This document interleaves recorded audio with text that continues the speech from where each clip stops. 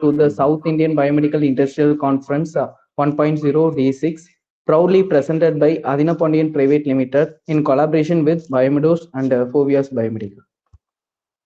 I call upon Mr. Mohammed Sahil sir, the training officer, senior researcher, and biomedical trainer from ATHEENAPANDIAN Private Limited to introduce our chief guest.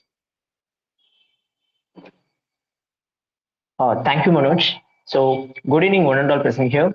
So, I would like to invite Mr. Shiju Narayanan, sir. He had experience, had around 19 years of experiences in the medical equipment industry in various capacities from team management, planning, techno-commercial comparisons, procurement, and vendor management, etc.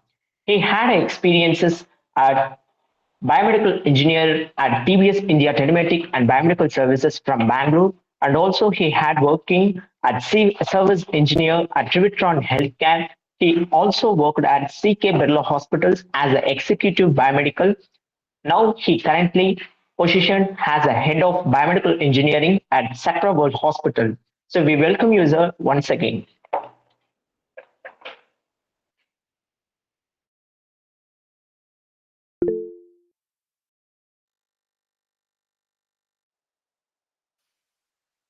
Good evening. Thanks for the introduction.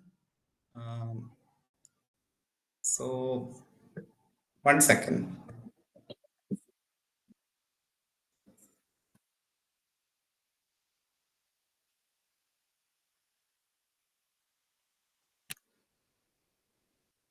Yeah, good evening, all of you. So, Good evening, sir. yeah. So today I'm planning to take a small presentation on managing end-to-end of medical equipment, which we all are dealing with. Okay. So I'll just go over to the PPT.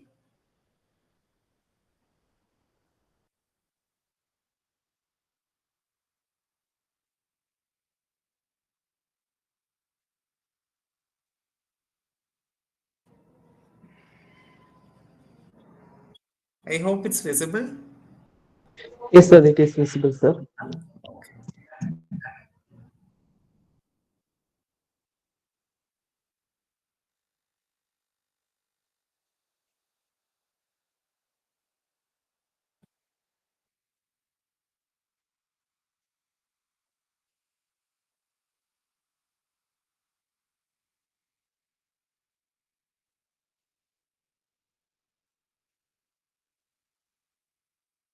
Give me a moment. Sure, sir.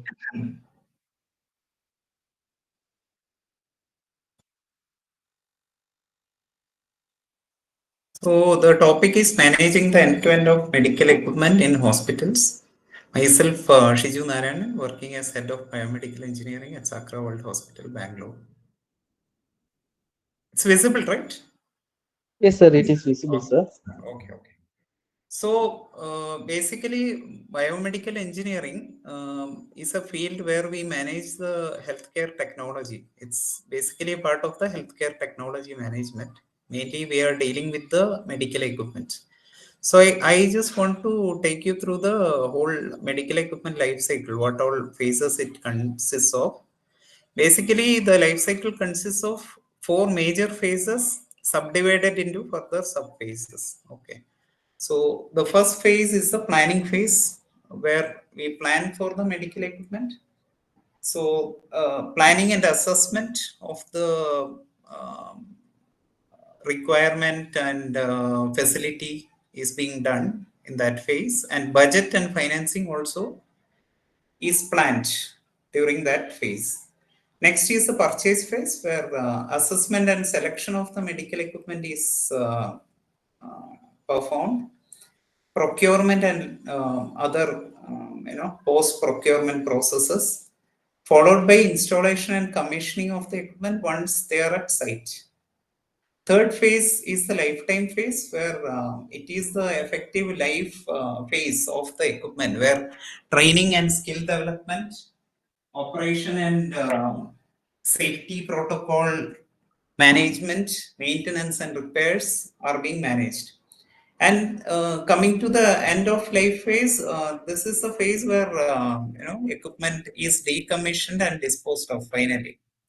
So I'll go one by one. Coming to the planning and assessment phase. So what are the things we need to plan in case of a new setup? Suppose a new hospital or a new department. First thing, mandatorily, any equipment runs on electrical power, like Sir, power is 1 minute, sir. Yeah. Sir, your slide is not moving, sir. Slide is not moving. Okay. Yeah, sir. 1 second. Yeah, okay, sir.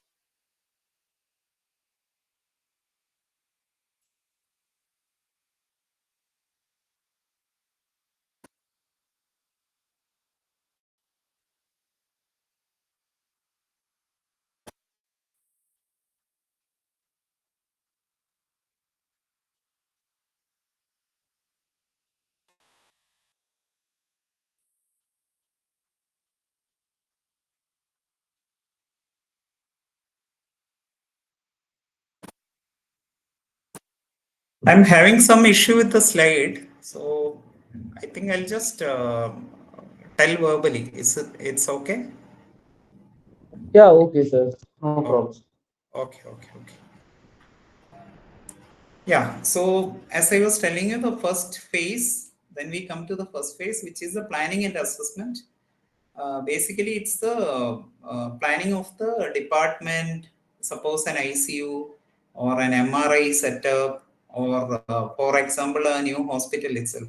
So basically, during planning, we need to look into the safe and stable electrical supply, because any most of the equipment requires electrical supply, so we need to ensure that there is a safe and stable electrical supply, meaning there should be a clean power, like if it's a single phase we should get 220 volt plus minus 10 volt, or if it's a three phase then as per the specification, and grounding and all those requirements. There are some equipment which requires water, like CSSD equipments, like washer disinfector, your autoclaves, dialysis machine. Their water is very important. Clean running water is very important. And suppose when we are starting a new hospital or an OT, availability of sterilization department is also mandatory. Okay. And then we should have data, like user data, environmental data, like temperature, humidity, what are the environmental conditions, those things we need to know. And we need to do a long-term planning for equipment purchases, especially in case of a new hospital. We need to plan for maybe phase-wise. What are the different phases? Maybe if it's a suppose a 500-bedded hospital, all the 500 beds may not start at one go. So initially, 200 beds may be commissioned with few of the equipments. So you need to plan it phase by phase, and all these assessments, whatever we do, that need to be done along with the different stakeholders, like the end users, the facilities team, then there is the purchase team, the management, and all the different members. And also, most of the equipments, many of the equipments, high-end equipment, we still import from abroad, like MRs, CTs, or cath labs, Linux, and all those things. So you should also know the import process. What are the import rules which is prevalent in the Indian market? And there are many regulatory norms which we should know. Next, we should also plan for UPS stabilizers wherever need be, because most of the high-end equipments require a standalone UPS. There are some equipment which requires a stabilizer at least minimum. And there are authorities in India like AERB, PNDT for any radiology equipment or radiotherapy or nuclear medicine equipment. We need to take the ERB approval, which is very mandatory. So we need to know the norms, what all norms we need to follow for that. PNDT is also very essential, especially for ultrasound machines, and nowadays even for CT, MRs also we need to take the PNDT approval. And we need to collect the MEP requirement from the different vendors. Like whenever we are planning any equipment which is basically fixed, like a CT, MR, those have their own MEP. MEP means nothing but the mechanical, electrical, and plumbing requirements. And we need to involve all the stakeholders, like engineering or the facilities team. They would be helping us with the power, grounding, the HVAC, and all those things. So we need to involve them. IT, we would need IT help in terms of networking and packs and all those things. Projects team should also be involved in all these things. So this is about the planning and assessment. Next comes the budgeting and financing. Now we have decided, I guess, what are the things in the planning phase. We decide, okay, if it's a 500-bedded hospital or a 100-bedded hospital, or if it's a 10-bedded ICU, what all the things which we need. Those things, once we plan, we need to plan for the budget and the finances. How are we going to get that? So there we will get into the, there are many costs which we need to cover there. One is the CapEx cost, like what would be the cost of the equipment, and other things. If I go from a medical equipment perspective, we should look at we should make a CapEx sheet and budget each of the items department wise. Suppose an ICU, for example, ICU, if it's a 10-bedded ICU, what are the equipments you would need? Basically, a 10-bedded ICU, we should follow the IPHS guidelines, Indian Public Health Standards. So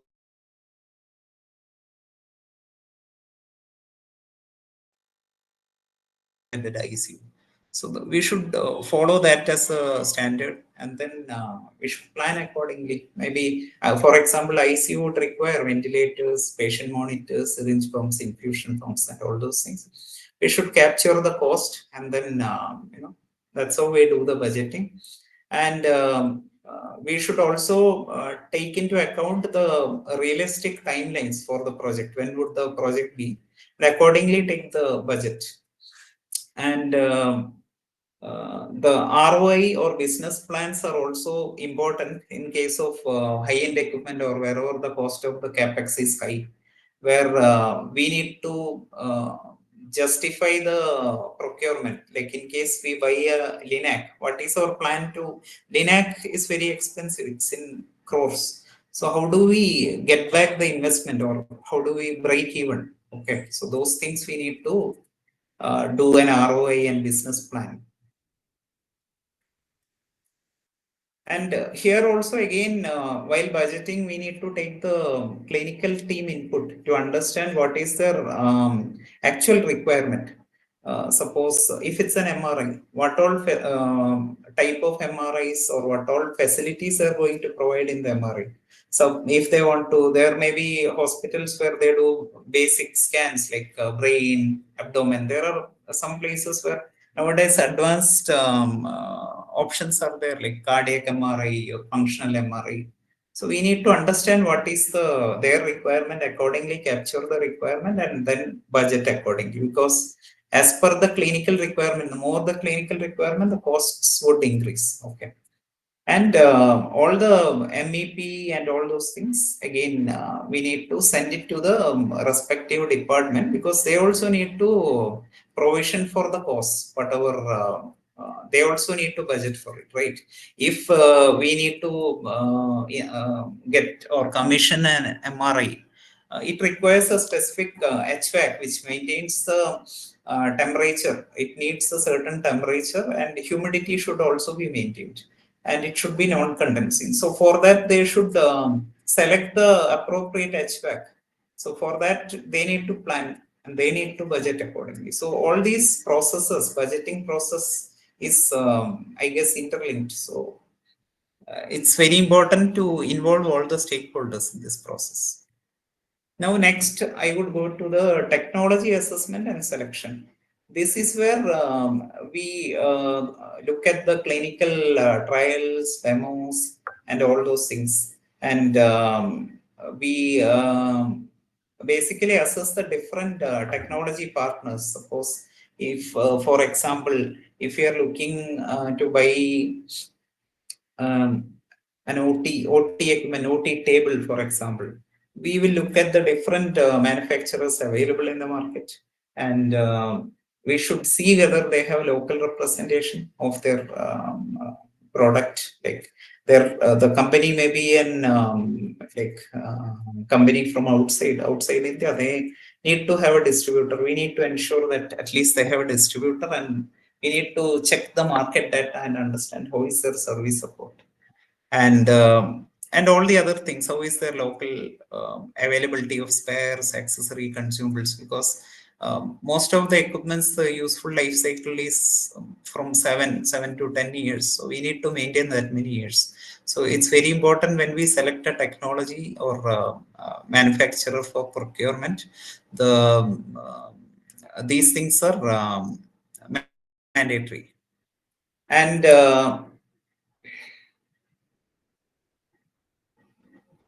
vendor evaluation also we need to do when we do all these things. Vendor evaluation, if we do, then we will get to know what is their standing in the market. And it's always good if we try to buy from reputed and trusted companies, so that we can better use the equipment for the life cycle. And one more thing which we should really be looking at is from a regulatory point of view. We should try to see whether the product is FDA, CE, or CDSCO. CDSCO is our very own Indian certification, which ensures that whatever product comes into the Indian market, or whatever product is imported from outside, it's fit for use, and it's a very stringent process. And none of the, if it's a CDSCO approved product, it's like more or less we can be rest assured it's one of the best. Now, next comes the procurement part. Procurement and logistics. Most of the hospitals,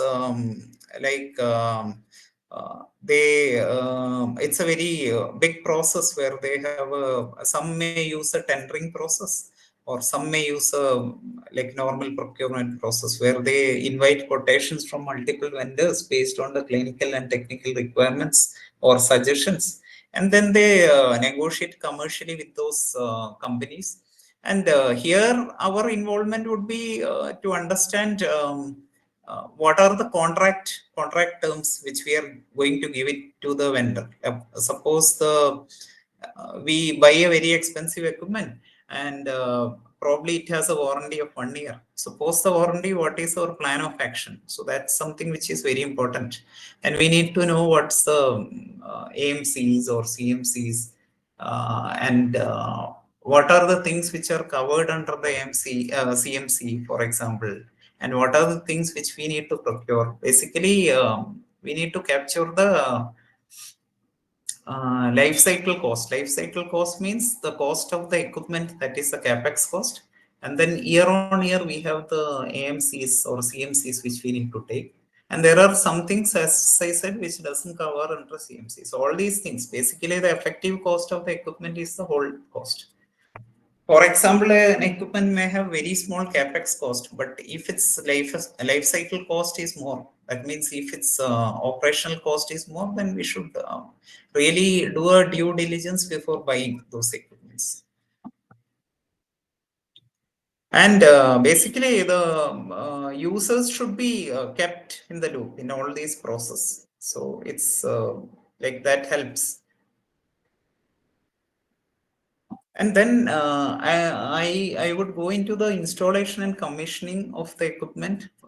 Suppose once we have procured the equipment with if it's an imported equipment, it might come through sea or air. And then supposing it reaches our site, so before it reaches the site, the site should be ready. Site preparedness should be ensured. You should make sure that the site is a clean environment, safe environment, and dust-free environment. And with all the power, whatever power requirements are met, or HVAC requirements are met, or those things. Grounding, there may be some equipment which high-end equipments especially require grounding, where grounding in the sense the dedicated earthing is required. So it may require more than one dedicated earthing. So those need to be prepared. And then equipment is received at site, then checked for presence of all the accessories and parts as per our purchase order, and then it's installed by the trained engineer from the company. And once it's installed, we need to get the medical equipment acceptance checking done. That means an equipment, if it's a CE certified equipment or an FDA or CDSCO, we need to ask for that certificate. For especially for lab equipment, we need to check the installation qualification, performance qualification, and operational qualifications. NABH, which is one of our accreditation bodies in India, and many of the hospitals are NABH accredited. They specifically, there is a requirement or mandate of having the factory calibration report. That means the calibration which is done before the equipment is released from the factory, and the manufacturer's test certificates. Those documents are very mandatory. So these documents should be made available by the company to us, and those should be verified before we further release it for clinical use. Okay, and the PM and calibration plans for the equipment should be shared by the company, and we should have it entered in our software or Excel, whatever we are using. And the PM and calibrations or trainings for the equipment should be specifically continued at regular intervals of time. And we should make sure we get do's and don'ts for the equipment that should be taken, and trainings should be given to the relevant user. And operating manual and service manual, wherever available, that should be kept with us, and one copy of the operating manual to be definitely given to the user, at least in a soft copy. And here also, if there are requirements of any interdepartmental involvement, like for example, if we install lab equipment, it would need to be connected to the LIS, which is a lab information system. So then IT involvement is very mandatory. So IT need to be involved in that. Okay. So we should involve all the relevant stakeholders and ensure that the installation process is done as per the requirement. And for the radiotherapy, radiology equipments, the AERB, once the commissioning is done, the ERB approval is very essential. It need to be registered in their site, and the registration certificate need to be there. If it's a PNDT related equipment, the PNDT certificate also need to be updated with the relevant details. And all these details, once we get all the details, including installation report, that should be shared to the finance department so that they can enter it into their list of assets, and they can calculate the depreciation accordingly. I'll just move very fast now. Then comes the training and skills development. Once the equipment is installed, it's mandatory that the user who are using the equipment, they need to be trained properly on the equipment, because many of the equipments, the safety part of the equipment is very essential because we are ultimately using it on patients. So, for example, a ventilator has been installed, and then without any proper training, a nurse uses it on a patient. Then what may happen is if nurse or doctor doesn't know how to use it, there might be some adverse event on account of that. So they might set something which, or they might not know how to set something. So training and skills development is very important, and even it applies to the medical equipment team. That means our biomedical engineers or clinical engineers should also be trained on that before attempting to service it. Okay. And retrainings are very essential for the staff because most of the hospitals, the nurses turnover is like they keep on moving out, so then new people join. So it should be ensured that all the people, whoever are using, they should be trained 100%. And training also, if training would be ideal with the assessment of them. Suppose before a training, we need to assess what is their knowledge on that particular subject. For example, a ventilator, what is their knowledge on that, with a few basic questions. And then once you give the training, one more assessment should be done, the post-training assessment, where ideally post the training, the scores should improve. That means your training has been effective. So effectiveness of training need to be checked. And we need to take feedbacks from the whoever attended the training, and we need to incentivize them with certificates, so that, see, it would be good for them if they get certificates in certain equipment, so that they can also use it for their personal enrichment. And along with that, one more thing which is very important is the operation and safety of the equipment. Whatever we are using, we need to ensure that it's fit for use operationally. For example, a radiology equipment, once it's installed, before handing over, the QA need to be done, quality assurance, because that also need to be uploaded in the ARB website. So quality assurance is done to ensure that there is no stray radiation going out of the equipment area wherever the equipment is installed, and it ensures safety, radiation safety of the people in the department as well as outside, for all the people, the employees, the patients, everybody. And one more thing which we should all try to do or practice is hazard identification and risk analysis. Hazard identification, see, the biomedical engineers daily need to go on rounds for the different areas, critical areas. So they need to see what are the hazards around in those areas. Suppose in an ICU, there might be a power cord connected on the outlet. The other part of the power cord might not be connected to the equipment input. It might be lying on the floor. And on the same floor, there might be water leaking. So you can imagine what would be the devastation cost if there's a short circuit.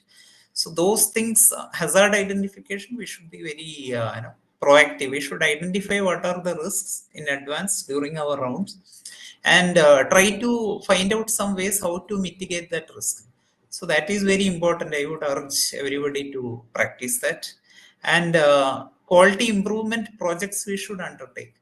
Suppose a certain process or a certain problem you have in an area, how do we improve that problem? You can take it up as a project and improve it. Basically, Kaizen is a word used in Japan. Like, it's called continuous improvement, and Kaizen is very prevalent even in Indian conditions now.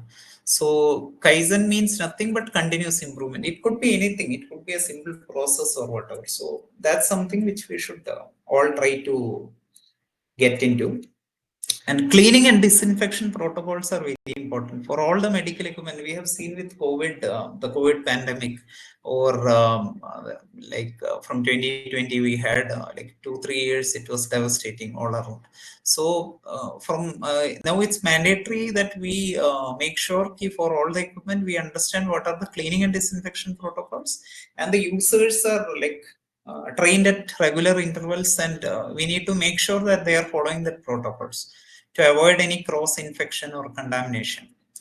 And one more thing which is very important, even now it's part of the mandatory NABH this thing also. Okay, the medical equipment recalls, like there are many recalls. FDA recalls many equipments. CDSCO have their own recall, notices. There are hazard notices and field safety notices sent by the different manufacturers. So those we need to check regularly, and we need to take steps to overcome that.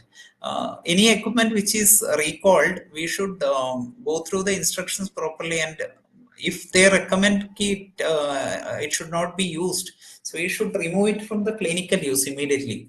And then we need to overcome that recall with the process whatever the company has said. Then only it should be given back to the user for clinical use. Okay.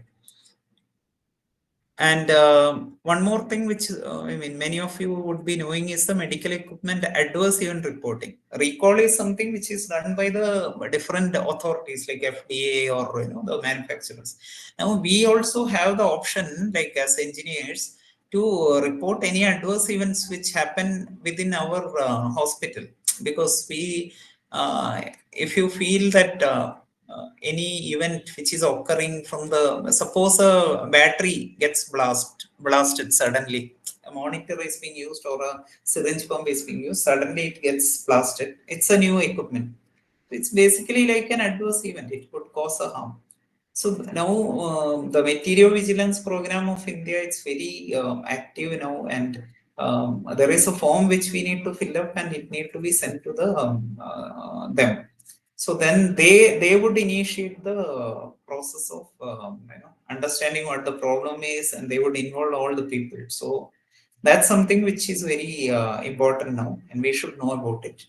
And one more thing is the accreditation. As I said, many of the hospitals are NABH accredited, few are JCA accredited, few are ISO also is there, an NABL cap for the laboratories. So all these processes, whatever we follow, we should maintain the relevant documentation, and we should have a standard operating procedure for our department for the different processes, and all the relevant documentation is to be maintained diligently, and along with the work whatever we are doing, because that documentation is the proof of what you are performing over the course of time.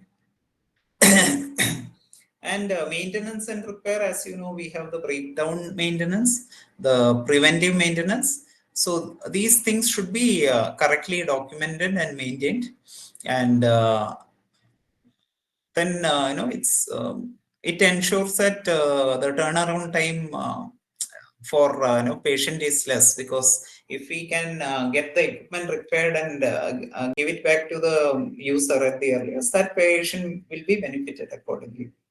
And preventive maintenance we have to do at the specified interval as per the OEM recommendation, or as per the equipment safety code. And calibration and validations wherever necessary, that's very important. Calibrations for most of the equipments on a yearly basis. For some of the lab equipments, it has to be done on a 6-monthly basis, and it should be done within the period, within the time period, within the due date. And quality assurance for the radiology equipments. And I come to the final slide where the life of the equipment, we went through the useful life period. Then comes the final time where the equipment has been used, suppose for 7 years or 10 years, and then is the time for decommissioning and disposal. So there should be a condemnation policy which we should have, which should be used when the equipment reaches end of life. So it should be disposed of, taking into consideration the environmental norms, and for electronic waste, there are few regulations which we need to follow. Those things should be followed. And if it's an ERB or PNDT related equipment, decommissioning should be done as per ARB norms, and for PNDT also we need to inform them. And accordingly, the equipment has to be removed from the certificate. And on top of that, there are few cases where suppose after 7 years or 10 years, the company itself give you option to upgrade that equipment and increase the life further. So in that case, we should look at that option and upgrade it, and the old one we can get it replaced through the supplier only. We can give it back to them so that they can dispose it off as per the norms. And finally, the disposed equipment is removed, details is removed from the books of accounts. So that's how it is. That's the end of my session. So thank you all. Thank you, sir. Thank you for your valuable session, sir. Yeah. Participants, if you have any doubts, kindly ask to the sir.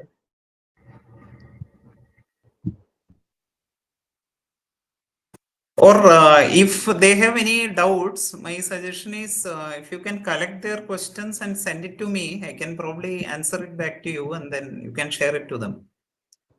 Okay, sir. No problem, sir. We will do that, sir. Thank you, sir. Yeah. Thank you. Thank you all. Thank you, sir. Thank you for your acceptance, sir. Thank you.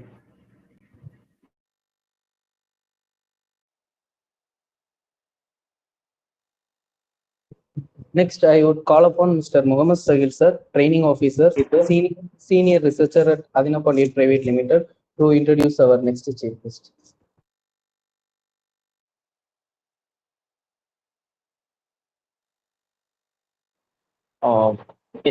Thank you, Manoj. So here I would like to invite Ms. Kirtana Kumar ma'am.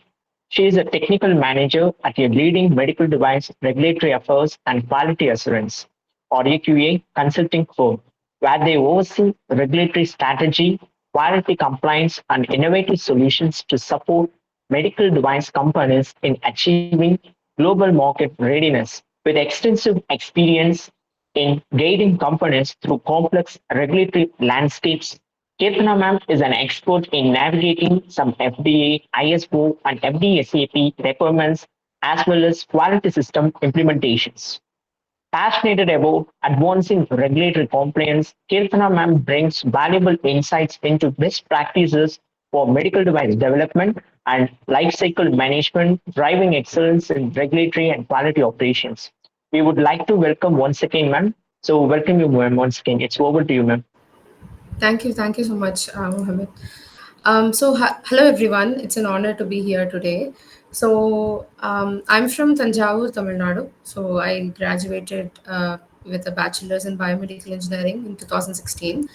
So, when I started at that time, I was unaware of any job roles, within the biomedical sector. So, I conducted some, basic research and then completed a brief training course at Harvey Biomedical Bangalore. After that, I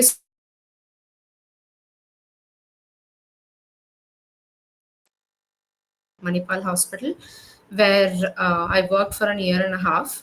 So my experience there provided me with valuable insights into medical devices, because only when you do an internship at a hospital, or when you do such or when you are a biomedical engineer at a hospital, you know the importance of their role in day to day, how the equipments play a vital role in patient monitoring and other things at OT and etc. So the real time usage and the importance of regular maintenance of these devices, and the breakdown maintenance, preventive maintenance, and all of that. So it was a great it gave me a lot of insight to the how these equipments play certain role in the real life. And yeah, from there my journey started with hospital, and from there to other RAQA professional. So but then I wanted to just shift my career, so I was just looking for other roles, and then I joined the current company that I work at, which is Alexis. So had a little knowledge about regulatory affairs and quality assurance, but I quickly learned how crucial it is to design a medical device that comply with regulations to ensure they are safe and effective in the market. So the significance of good design through testing and effectiveness. Yeah, he was a huge eye opener for me. So now I am a technical manager at Alexis. So and then I also discovered that RAQA sector has a offers substantial job opportunities, as every medical device requires a dedicated RAQA team to successfully put them into the market, right? So I just want to share a brief presentation on how you can launch your career in RAQA field, and yeah, here is my presentation.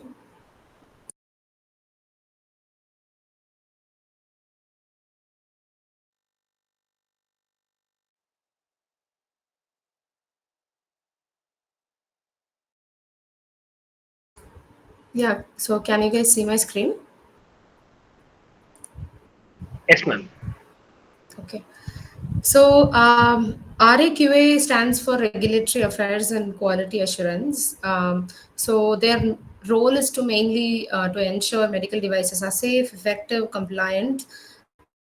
So we are like architects and inspectors who design and design safe medical devices. So yeah, so understanding regulatory affairs is nothing but, and there are legal requirements for each country. So when you design a medical device, so you need to meet certain legal compliance requirements put forth by that country for you to bring that device into the market. So as Siju sir pointed out, CDSO is the regulatory body that governs these processes in India. Similarly, we have FDA in US, and Europe. We have European Union, who governs these medical device regulations. So regulatory affairs team, what they do is they just make sure that the new medical devices or the existing medical devices meet these regulations that are put together by this regulatory body, and get approval from them. So that's to say it simply, that's what the regulatory affairs team does. And the quality assurance is nothing but you make sure that the device is designed from the design to production to shipping, and when it gets to the end user, the whole process is consistently maintained, and you have a system in place to make sure you have a good processes in place, good people trained to carry over these processes, etc. So you need to have a good quality management system in place. So QA team oversees that. So, as I said, RAQA is very essential for ensuring products that meet safety, efficacy, and compliance standards. So, for anybody who wants to enter this field, yeah, you can have any life science background. You can pursue engineering or other life sciences, and you can also do certification that are offered by different organizations like BSI and TUV, etc. And then yeah, I personally think my experience with Manipal, or any hospital for that say, gave me a better insight on how these devices work. So doing an internship at any hospital or a company would be a much value addition when you enter an RAQA position. So, and after that, yeah, build connections with experienced people, reach out and get to know about the opportunities that are there. And then, yeah, continuous learning. As we all know, AI is playing a major role in any department or field as right now. So there are many AI tools that are also used in RAQA sector. So yeah, I would insist that you guys learn that too. So there are some key skills for you to be successful in the RAQA field. One is teamwork, because for in working on a regulatory affairs team or a quality assurance team, you need to talk to various other departments like design department, research department, your marketing department, etc., who may have different values or different perspective. So you need to just bring them all together, and effective teamwork and communication is very key in this role, or in any role in RAQA field. And yeah, solving is also one of the key skills that are required. You need to look for risks that may happen. You have to be proactive. You need to be more attentive. Attention to detail is very important. And yeah, interpreting data and regulations is very crucial, because in RAQA, not only we bring the medical devices to the market, we all, after a device is put into the market, after its usage and everything, you will have data collected from the field, like what are the adverse events in simple terms, like if there was an injury due to the device's failure or anything, right, related to the device, any incident that is happening on the field, you collect those data, you analyze them, and then feed them back to the design stage. So you see what all improvements you can make to your device, or do you have to do a better training to the professionals who are using your device, etc. So data interpretation is also one of the key skills that would help you be more successful in this field. And then, yeah, these are very few career opportunities that I came up with in this field. So regulatory affairs specialist is like a mid senior level role that you can get into, where you are responsible for putting together documentation to submit to the regulatory bodies. Like you say what how you have designed your product, what all testing you have done, whether or not it passed, etc., and how useful it is for the for the society, etc. You put it all together in a set of documentation, you submit it to these authorities, and they may ask questions, you have to answer them and all that, and then you get the clearance. So regulatory affairs specialist plays a vital role in putting together these documentations, etc. So quality assurance associate managers, as I mentioned, they are more into setting up a process in a medical device company. Like, you all of us would have heard about ISO 9001 certification, right? So 9001 is something that is given to any company who, in any sector, so who wants to showcase that they have a compliant process, their product is with utmost quality, etc. Similarly, for medical devices, we have a ISO standard, which is 13485. So any medical device company who wants to market their device in US, Europe, or even in India, they need to have a certification for ISO 13485. Of course, it's a voluntary standard, but it is a good to have, and most of the regulatory bodies, seek for this certification. So quality assurance managers or associates, etc., who these roles actually are, their main role is to maintain the certification, or get the certification in the first place.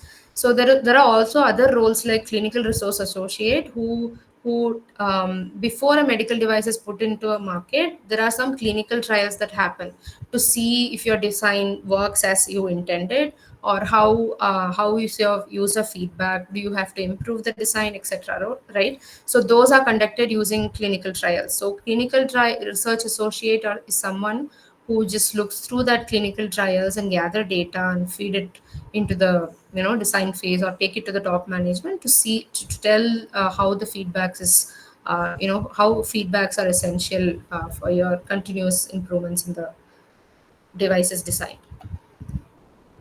Yeah, of course, RAQA has a greater impact on patient safety, because any medical device that you use, right from a BP apparatus to a MRI machine, for every device, there is a team behind who are working to make sure these products are very safe to use, and also they meet the regulatory requirements that are put together by the government agencies. So safety verification is something that we do, and also we support innovation is something crucial in this field as well, right? So you come up with, there are more new diseases, so we have to come up with more new equipments that help you diagnose, treat these diseases as well. So putting together this innovative design is all often a challenge, because there are stringent rules in countries like Europe, where it is very difficult to navigate through the regulatory process. So RA team especially works behind these team, where they help you navigate through these regulations, and they ensure that you do the right testing that are required, so that you can bring these innovative devices to the market. Yeah, so these are some examples that I've taken for in day-to-day life what we do as an RAQA professional. For example, if there is a glucose monitoring device, so if you have a prototype, so let's say they have a prototype in place and they want to start the design. So from the design phase to the production and design transfer, RQA team are involved to ensure there are testing requirements that are included in these design, the compliance requirements are met, etc., all of that. So after that, the second step is, of course, as I mentioned, to bring any devices to the market, you need to meet, or you need to set up a quality management system that says how you should do certain processes as you have defined it. So yeah, we need to have a certification in place. And then during manufacturing also, there are various processes, right? How you do manufacturing, there are various processes involved. So you need to see how these equipments are qualified, whether the personnel who are actually performing these processes, are they qualified, do they have enough training, are they documenting all of the values or all the processes that they are going through. For every device, there would be a like a, how would I say, for every device that they manufacture, they maintain a set of documentation that says every end to end how the device was designed, how was it tested, what was the result, what was its performance, what is to be put on the label, what not, etc. So for every device, you maintain a documentation. So yeah, that's, and this is one more example. So after a device is put into the market,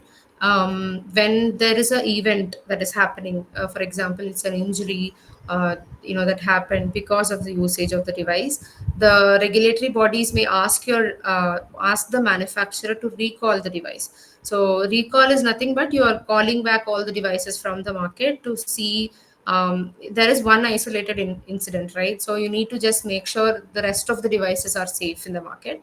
So you need to bring them all back to the manufacturer's site. You need to test them again. You need to give explanation to these government agencies how this happened, or did your device play a role in that injury or death or whatever, right? So we RAQA team help navigating through those processes as well. So these are some examples on how day-to-day roles and responsibilities that we handle. So yeah, closing thoughts. I just wanted to let all of you know that if you are interested in making a difference in the lives of the people, I think this is a field that you can see that impact. And yeah, this field has a wider job opportunities. So I insist you just take some time to know about this field too. Yeah, thank you. That is all. So I'll happy to answer any questions if you guys have any. Thank you, ma'am. Thank you for your valuable session on the regulatory and then quality efforts, ma'am.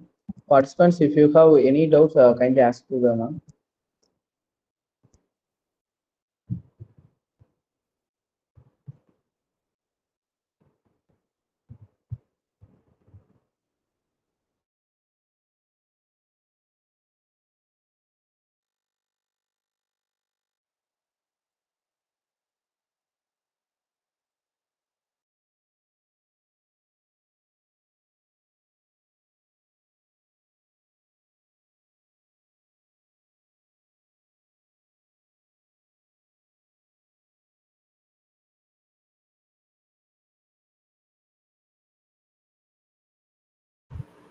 Yeah, I think that if that is all, we can move on. You can reach out to me on LinkedIn if you have any questions. Thank Yeah, you. ma'am. Sure, ma'am. Thank you for our acceptance, ma'am. Thank you, ma'am.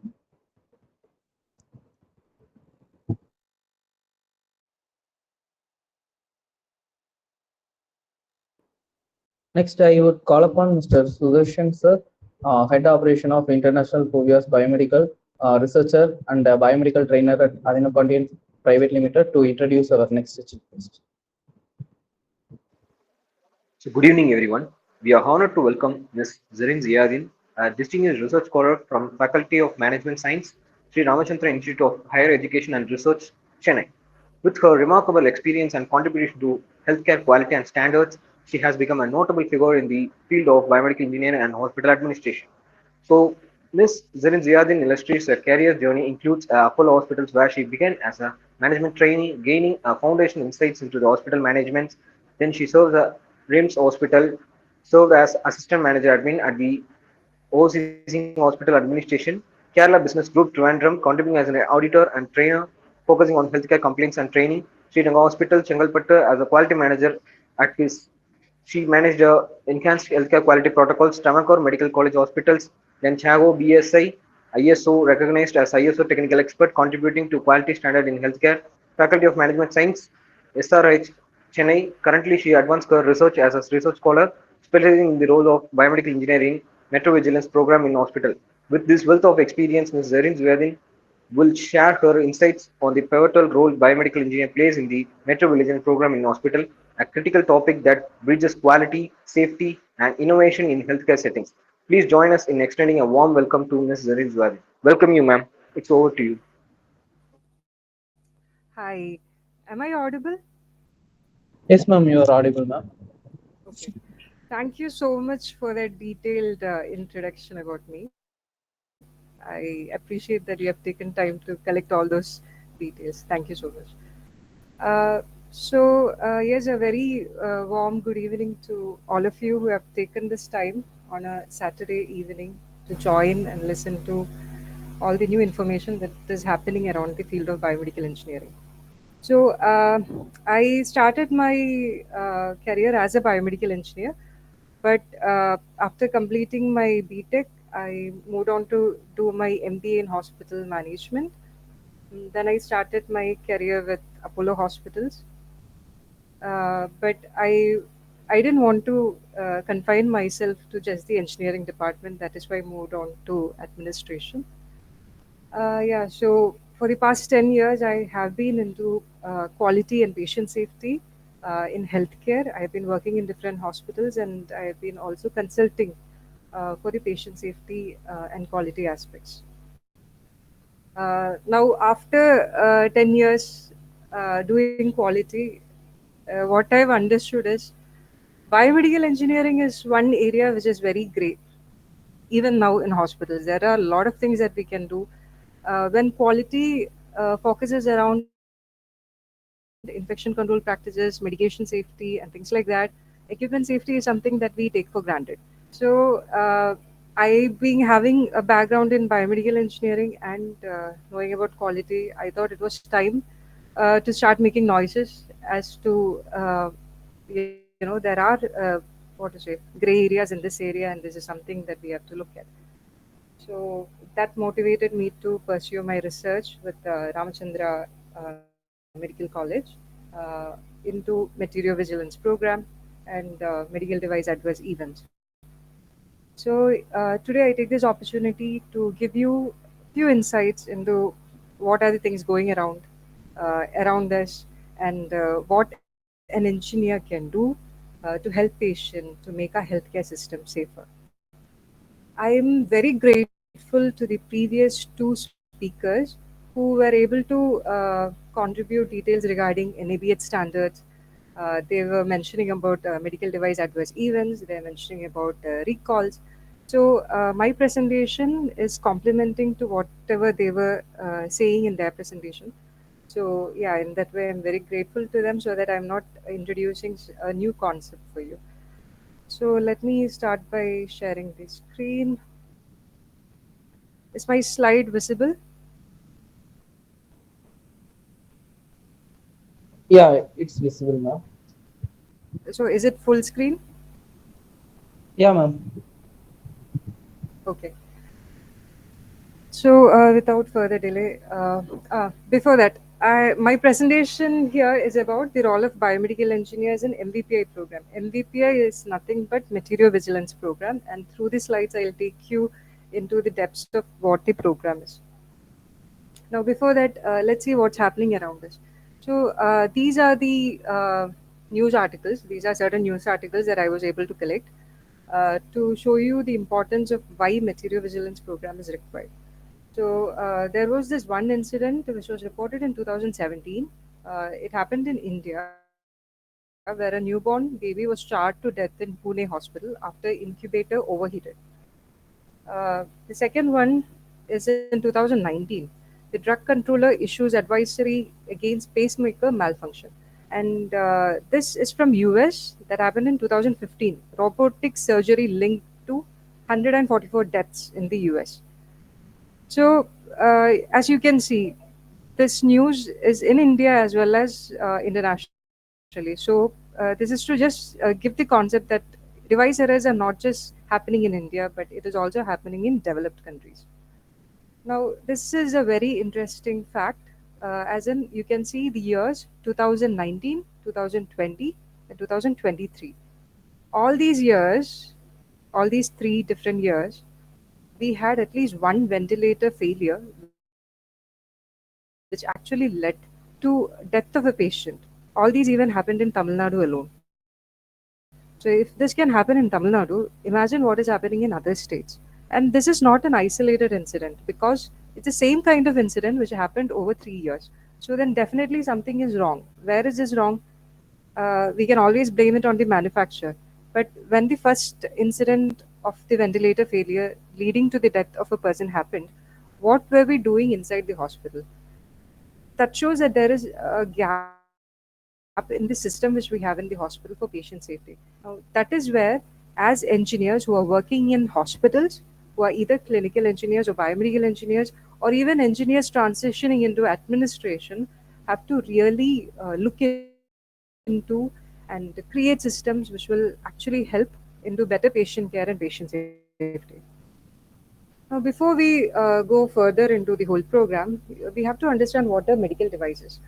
This is the definition given by the WHO. A medical device can be an instrument, it can be an apparatus, it can be a machine, appliances, implants, reagent for in vitro use, software products, or other materials. So, this clearly shows that medical device is not just the equipment or the machineries that are handled by the biomedical engineers. Medical device includes those things that we use in the pharmacy, as in single use devices like catheters, cannulas, syringes, etc.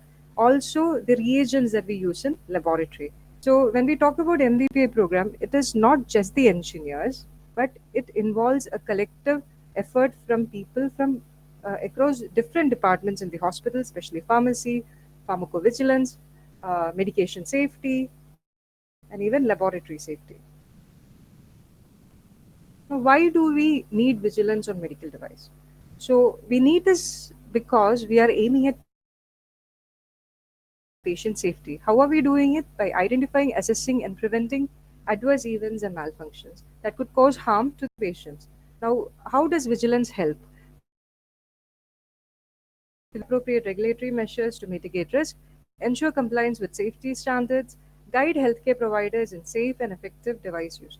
Now, here I want to highlight one point. Like when I started my career in engineering, I never thought that a new device can go wrong because we always, as humans, we always have this understanding that a new device should work perfectly. But now that is not the case. A new device can also go wrong. So this is something that we have to accept and we should be prepared to deal with.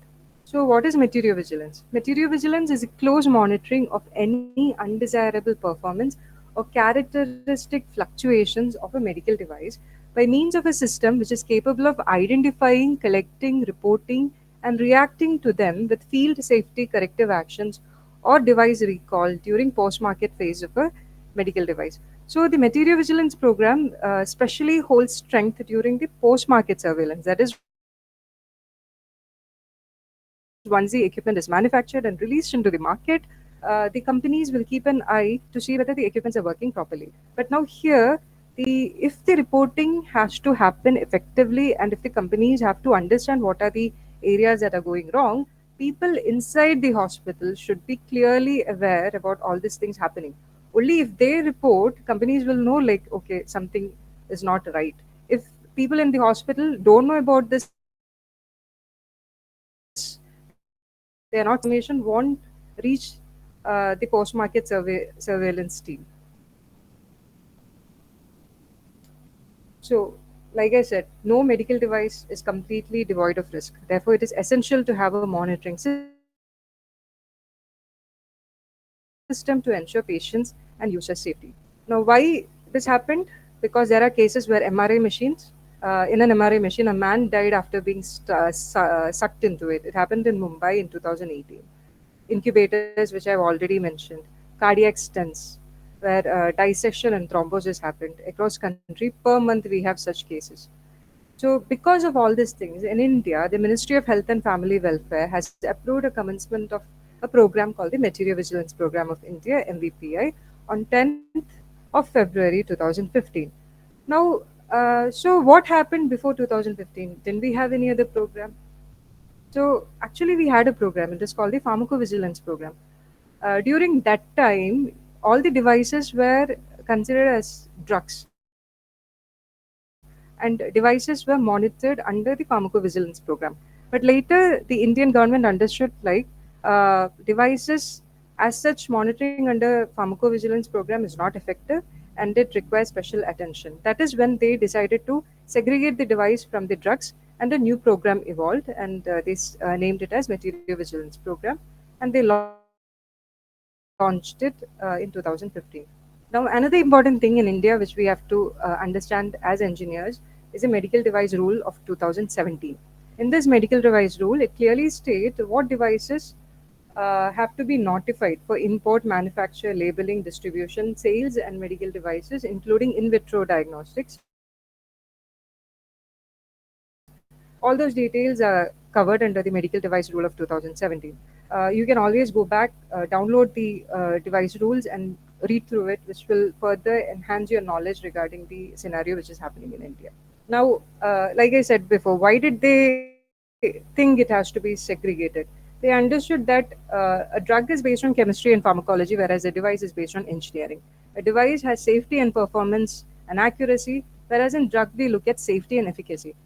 So, because of all these reasons, you cannot necessarily treat a device like a drug, and you cannot do the root cause analysis of a failure of a device like you do for a drug. Because all the parameters that you have to check are completely different from that of a drug. So, this is where the significance of a material vigilance program comes in. Now, in India specifically, so different countries have different ways of classification of devices. In India, we classify devices based on risk, and we have four categories. Class A is low risk, which includes equipments like thermometers and other medical devices like surgical dressing and swab. Yes, a surgical dressing and a swab is also a medical device, but it is not an equipment, it is a device, whereas thermometer is an equipment. Now, Class B is low to moderate risk, which includes our suction equipment. Class C is moderate to high risk, which includes our ventilators and other devices, even ocular, intraocular lenses. Now, Class D is high risk. High risk in the sense, this category includes all those devices which can be implanted, like cochlear implants, implantable defibrillators, etc. Now, these are a list of notifiable medical devices which are mentioned in the medical device rules. So, in India, all these listed medical devices require prior approval from the CDSCO. CDSCO is a regulatory body which is nothing but Central Drugs Standard Control Organization. So, CDSCO actually regulate both drugs and medical devices in India. So, in the 2017 rules, they have mentioned these 23 as devices which has to be notified to the CDSCO before they can be sold in India. Following that, further amendments added few more equipment. So, in the amendment, we have most of our medical equipments like the nebulizer, MRI equipment, CT scan, etc. Now, why this program is important as part of post-market surveillance? This will help to understand whether the device performance is as per what the manufacturer thought initially. So, it helps we can further promote patient safety by identifying the incident. So, the same thing was mentioned by the previous two speakers. So, I'm just elaborating what is the actual need of us doing all these things. So, when the new equipment is released, we can understand whether it is following every compliance to the safety testing, whether it has any clinical application error, whether it has any unintended use of medical device or equipment, whether it has any is there any malfunction, any unanticipated adverse reaction, any undesired interaction, whether it is inappropriate to the delivery of therapy, or whether in total we are checking whether the equipment is following all the features that the manufacturer has designed to, and whether it is meeting the need in a clinical setting. Now, this information can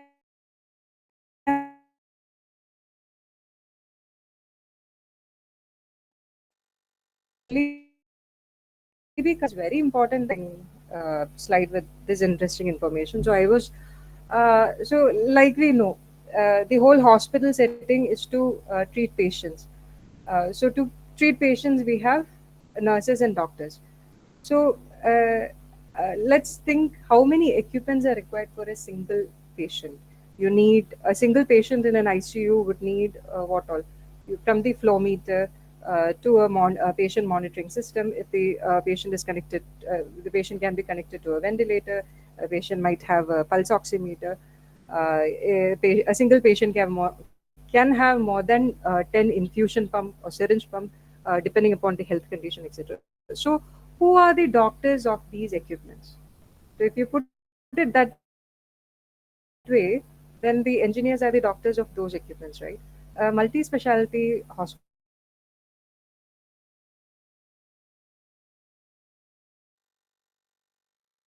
or a large have some thousand pieces of medical equipment. So the role of an engineer in a hospital is that serious. So you guys are actually doing serious business inside a hospital. Though the current scenario is not very supportive to engineers in hospitals, because I have been in the hospital setting and I know what is happening. But it's time that engineers claim their importance, and it's time the management empower our engineers. So now moving into the specific role of engineers to help support MVPA program. Now, before going into this, I just wanted to highlight like MVPI is a third party reporting. That is, whatever information we get inside the hospital, we are reporting it to a government body. So we are reporting it to a third party, which is the government body. So, irrespective of MVPI or not, there should be a system in place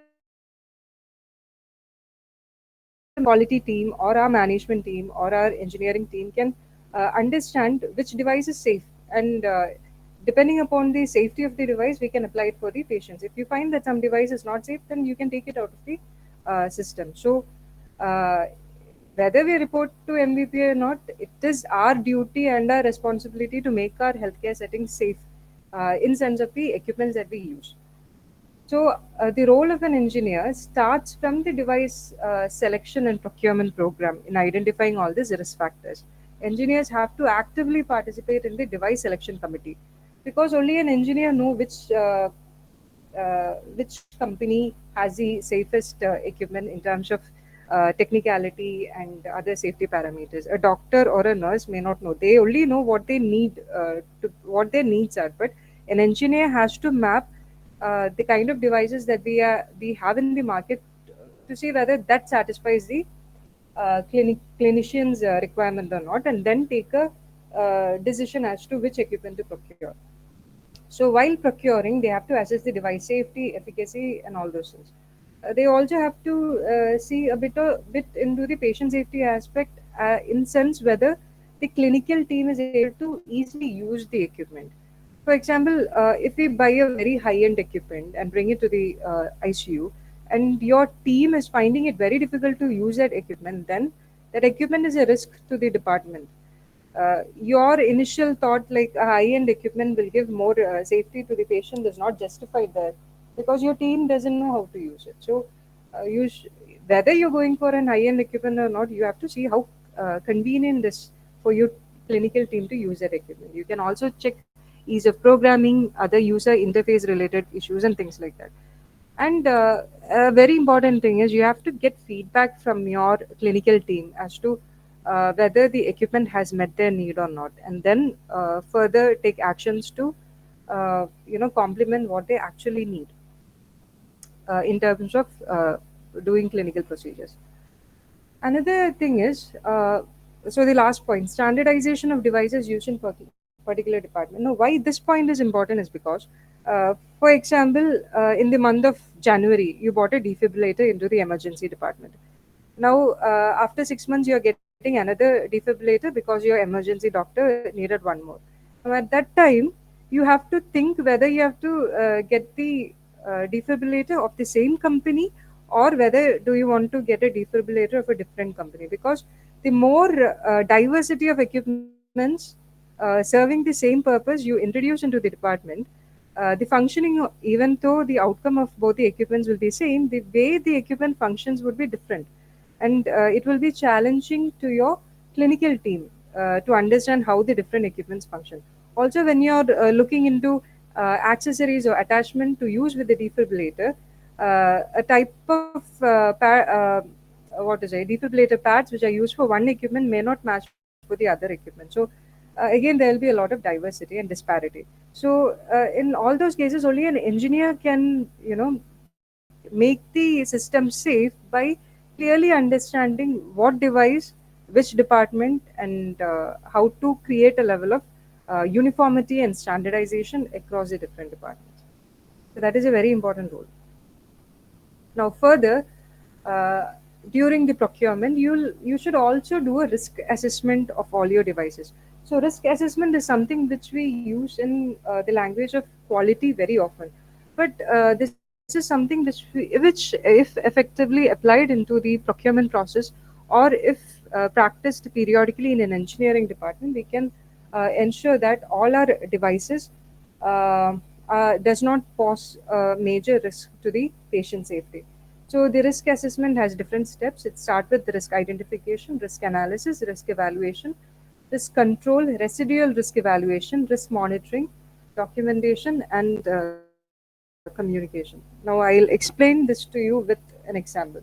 Suppose you are going to procure a new infusion pump, or you want to assess the risk of the existing infusion pump in your department. How do you do that? So the first step is risk identification. In risk identification, what you have to do is you have to list down all the hazards or all the possible errors that you think can happen because of this infusion pump. For example, what are the risk identification things? Programming errors, mechanical failures, or improper user interface design. These can be the risk that you are identified.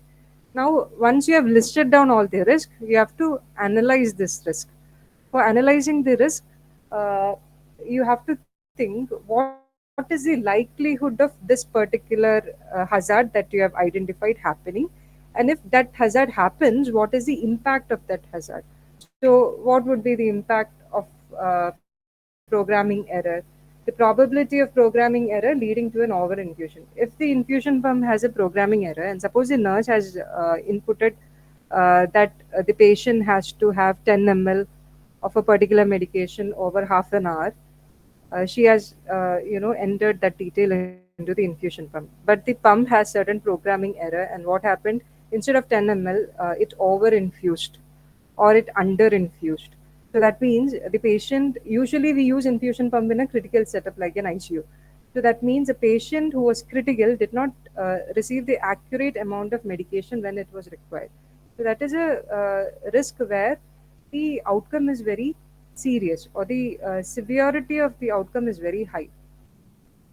So as engineers, we have to list down what is the impact of a particular hazard related to a particular equipment. Now, once you have identified that, you have to go and do the risk evaluation. So, what happens in risk evaluation? Check over the infusion within the accepted limits. You have to do clinical guideline or hospital policy. So you have identified the risk. You have identified if that risk happens, what is the severity or impact of it. Then once that risk happened and you know the severity and impact of it, you have to put a risk control. Now, controlling a risk is like preventing that risk. How can you prevent that risk? By doing training, maintenance, or setting proper alarm threshold, etc. Now, after you have done a risk control, you have to go further and see whether there is any chance of the risk happening even after setting the control. Now, that is getting addressed in the residual risk evaluation.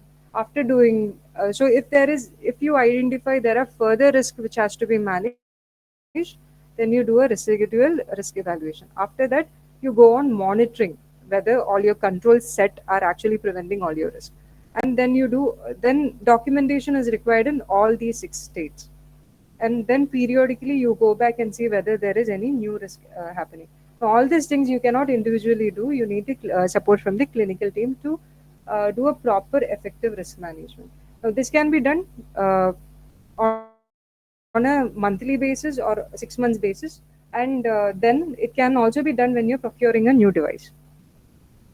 Now, engineers have to also ensure the compliance with the regulatory requirements. Now, the same point has been mentioned by the previous two speakers also in different aspect, one from the regulatory aspect and the other from the clinical engineering aspect. So, as engineers, to effectively implement MBPI program, you have to understand what is medical device rules to start with. You need to take a printout of this. You have to have it in your department, and you have to go through what is happening. And every time when an amendment happen, you have to take a printout of that and keep it with you. Or at least you should have a copy of all the device rules and changes and amendments that are happening in India, frequently, so that you are updated about what is happening in terms of regulatory affairs in India. Then the Material Vigilance Program has a guideline document which you can get from the CDSCO website. That also you can take a printout and keep it as a manual in your department. And this should be part of the orientation of any new engineers coming into your department. And whenever you are procuring a new device or an equipment, you have to ensure that it has import license and all other necessary things which the CDCO is demanding. Without that, don't procure any equipment into your hospital. You should clearly understand what the device classification is. And moving further, before even capturing adverse event, you can create a PM or the preventive maintenance program based on your classification of device based on risk, which we discussed in the previous slide. Now, you should also check the compliance of each device to the Bureau of Indian Standards, ISO, ETC, other electrical requirements, etc. And very importantly, you should also be aware about the different device recalls that are happening in India as well as in other foreign countries. In India, the device recall platform is fairly new. If you go and see the CDCO recall devices, over the last 13 years, it is hardly 22. Whereas if you see the FDA website or any other country's website, there are like, minimum 30 cases being reported every month. So if you are actively monitoring all the recalls, I would suggest you to check the FDA website or the PMDA website of Japan or the TGA website of Australia, where you'll get more information regarding device recalls. India is actually, this field is fairly new because it recently launched in 2015, and we are still, we still have a long way to go. So for engineers who are interested in this field, I would say that there is a very, emerging opportunity in this area, but it would take another 10 to 15 years because the pharmacovigilance program took somewhere nearly around 20 years to reach into its full-fledged capacity as to what it is now in India. So material vigilance will anyway take a minimum of 10 years to achieve all these things as what FDA and other developed countries are doing. But yes, India has joined the big giants, so very soon we'll also reach that platform. Now, this is the same example as I covered in the other slide. So now, moving into device installation and maintenance. No, I'm not going to explain this slide because it was covered in detail, and I hope all engineers here are aware about what you are expected to do inside a hospital. But I want to take you to other important data. Now, this was an article which was published in 2015 about the effectiveness of the equipment maintenance which happened in South Africa. So, as engineers, we all claim that we are doing everything right in the hospital, but in reality, there are few things which can go wrong. Now, this scientific article says that there is a high rate of equipment unavailability, there is high failure rates, there is unreliable schedule system for equipments, there is high equipment breakdown and shortage of manpower. So this is one case which happened in South Africa, and because of all these things, many agreed that the many meaning around 76% agreed that the service delivery was not good. Now, this is another study which happened, which was from India in 2020, in which they found that the major cause of breakdown was human errors or manual errors, and major issues are because of electrical and mechanical issues. Interestingly, 55% of technicians did not meet the required educational qualification, and 15% were not given training at the time of purchase of the equipment. Now, this is a very detailed study which was done by Anna University in Chennai, where they have screened about 12,000 medical equipments in over 250 hospitals in Tamil Nadu. And they have identified 80% failure rate in ventilators. Other equipments which had failure rates were defibrillators, infusion pumps, ECG machines, etc. And most reason for the failures were electrical supply failed, safety test, inadequate operating knowledge, maintenance only on papers, poor disinfection protocol. So, with this, I don't want to make any comment on the effectiveness of the. I know we all are trying our best to make our systems perfect, and I'm not going to comment on the effectiveness of the current hospital scenarios. But at least I hope that the people who have joined for this session today will go back and think about all these scientific papers mentioning all these failure rates and the problems. So, this provides an opportunity for us to go back and see in our hospitals whether all these problems are addressed and are we ready to contribute, or this will help prepare us to make our healthcare safer for our patients. Now, to make our healthcare safer, one important thing that we can do is we can report all the incidents. Tomorrow, when you walk into an ICU and you see that something is not working properly, something is not happening correctly, if the doctor is not using the equipment properly, it is your responsibility as well as your right to raise a voice and say, see, that equipment was not intended to do this purpose. This was designed for this purpose, so please use it for that. If you're not telling, who else is going to raise this? So, a uh, very simple way to raise that concern is with the help of an incident report, which all hospitals, especially the NABH accredited hospitals, will have. Now, when an incident is raised, an incident meaning anything that can harm a patient. You're free to write about anything that can harm a patient. Uh, you can collaborate with the clinical team and identify what was that error or what was that harm that would lead to an adverse event to a patient. Once you have identified that, then you can go back and see how does this harm cause a particular error to the patient and what is the severity, and how that is going to drastically affect the patient. What was the reason for this particular error to happen, and how you can correct it, and what you have to do to prevent it. And you can initiate the preventive mechanism throughout the hospital. Now, if you have identified one error in the pediatric ICU, then you can check whether it is happening in the neonatal ICU, or you can go back and check whether it is happening in your multidisciplinary ICU. So all these things can be done as a preventive measure. And further, you can also come to the understanding which all has to be reported and corrected inside the hospital, and which all has to be mandatorily reported to the MBPIT. Now, these are some of the incidents that you can report. Uh, so I've listed all the incidents down so that tomorrow when you see all these things, you have this understanding that this has to be reported.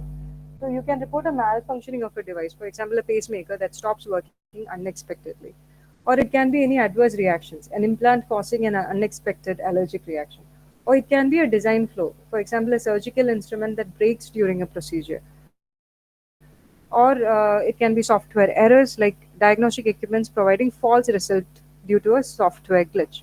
Or it can be a use error, an insulin pump with confusing interface causing incorrect administration of the insulin. It can also be mislabeling. For example, glucose test strip package incorrectly labeled with calibration codes, resulting in inaccurate blood sugar reading and which leading to a improper diabetes management. Now, this slide shows all the errors that you can report. Also, this slide shows what are the errors that need not be reported. For example, when deficiency of a medical device found by the user prior to its use.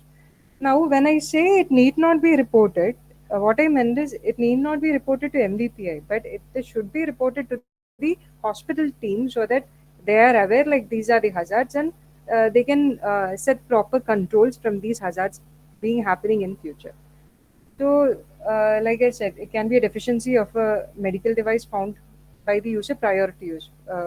An example for that is packaging of a sterile single-use device labeled with caution, do not use if packaging is opened or damaged. And the staff found that the packaging was opened before use, and then they avoided using it. So you don't have to report that case to the MVPF. But in hospital, you have to go back and see how come the packaging was open. Then you would have obviously purchased something with proper intact packaging. And you need to identify why that happened and you have to correct that in your system. Now, the second case is when an inbuilt protection mechanism in a medical device function correctly. Example, an infusion pump stops due to malfunction but gives an appropriate alarm. So I hope that is understood. Third case is in case of an expected and foreseeable side effect associated with a medical device. For example, a patient going into an MRA might experience episodes of claustrophobia. So before taking a patient into an MRA, there should be some counseling given to the patient, telling them what they can expect. So that is already understood, and we have controls like counseling in place, so that may not be reported to MVPA. But if the counseling is not done and the patient is having some kind of consequences of claustrophobia, that means our internal quality control process in the hospital was not correct. That has to be corrected. Now, the fourth case is in case of negligible likelihood of success. Example, manufacturer of a pacemaker released on the market identified a software bug and quantified the probability of occurrence of a serious deterioration in state of health with a particular setting to be negligible. So in this case, the manufacturer had already told like there is a software bug identified with this pacemaker, but the effect of that is very negligible. So if the manufacturer has already declared that, then you don't have to report the same issue to the MBPA. But ideally, you shouldn't be taking that pacemaker into your uh, healthcare system. Now, this is about the device recall. These are the recent few recalls which happened in USA in August 2020. LRS pump module, which was recalled because of unresponsive keys. In October 2019, Medfusion syringe pump alarm malfunction. So, an engineer working in a hospital is not, if the engineer is not aware about this recall practice, what the engineer will do, he'll think that, okay, you purchase an equipment paying so much money. Now, if you say this equipment is not working, then you might have to face a consequence from the management. So we have to do all this pre-procurement study and actually decide which equipment you have to purchase. So if you need to have this knowledge about which equipment is good, you have to always go back to the FDA website or other TGA website and check which equipments were recalled and which were not. Now, these are few of the regulatory authorities from different countries. In India, we depend upon the CDSCO. For Japan, it is PMDA. US, it is UFFDA. And they have a database called the MOD database. This is a screenshot of the MOD database. Hope it is visible in the screen. Here, you can just input any device name or the company name, and you can run a search, and it will show the details if that particular device is recalled. You can also go check the UK database, which is MHRA, or the Australian database, which is TGA. Now, this is one example where it shows the recall of Philips CPAP ventilators because of degradation of sound abatement polyurethane foam. They found that these foam can cause cancer, so that particular equipment was recalled. Now, engineers have to also provide continued training uh, before you train other people in the clinical team. It is very important to ensure that whether our engineering team is trained in technical aspect in the MBPA program, whether you have to send your engineering team to the manufacturing site so that they can gain knowledge about the different equipments. The engineering team has to be trained how to check the FDA websites. Also, then they can go forward and educate at the healthcare staff, and they can also provide technical support to ensuring proper device operations. Now, why I am insisting on the training of the engineering team is because if you go to any hospital and check the training records, you'll find that every other department would have undergone extensive training in their own areas, except for engineering department, where the manufacturer training or any kind of technical training will be very less. So it is high time that more trainings, especially on the technical aspect or on the regulatory aspect, has to be imparted to the engineers. Now, if you have difficulty in your management providing such trainings, then you can directly go to the FDA website. There are a lot of training materials available. This is an example of reported infusion from problems which are displayed in the FDA website. You can just read through it and you'll understand what are the problems with that particular equipment. And you can cross check and see whether you are actually facing that problem in your clinical setting. Also, you can go to the PMDA website where the Japan team has the Japanese team has actually come up with the different posters which are very easily understandable, as they have this all these animes and flow charts and everything as to what has to be done to ensure the safe use of an equipment. For example, the thing displayed here is precaution for the pre-operational check prior to the use of ventilators. It is very user friendly. It is very easy to understand by looking into this pictures on how to properly run a pre-use check of an ventilator. You can take printouts of this. You can train your staff. You can train your engineers. So you don't have to do things from scratch. You can visit all these websites and collect all these details and start training with all these materials. Now, to implement an effective material vigilance program, now before that, I wanted to stress why material vigilance program has got such a momentum in the past 2-3 years.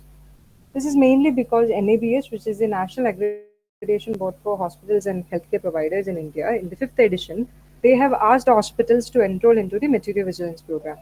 But even though hospitals are enrolled, the practice of material vigilance program is very less. So, how can we further strengthen this practice? For this, we have to have strong internal policy and protocol for medical device adverse event monitoring.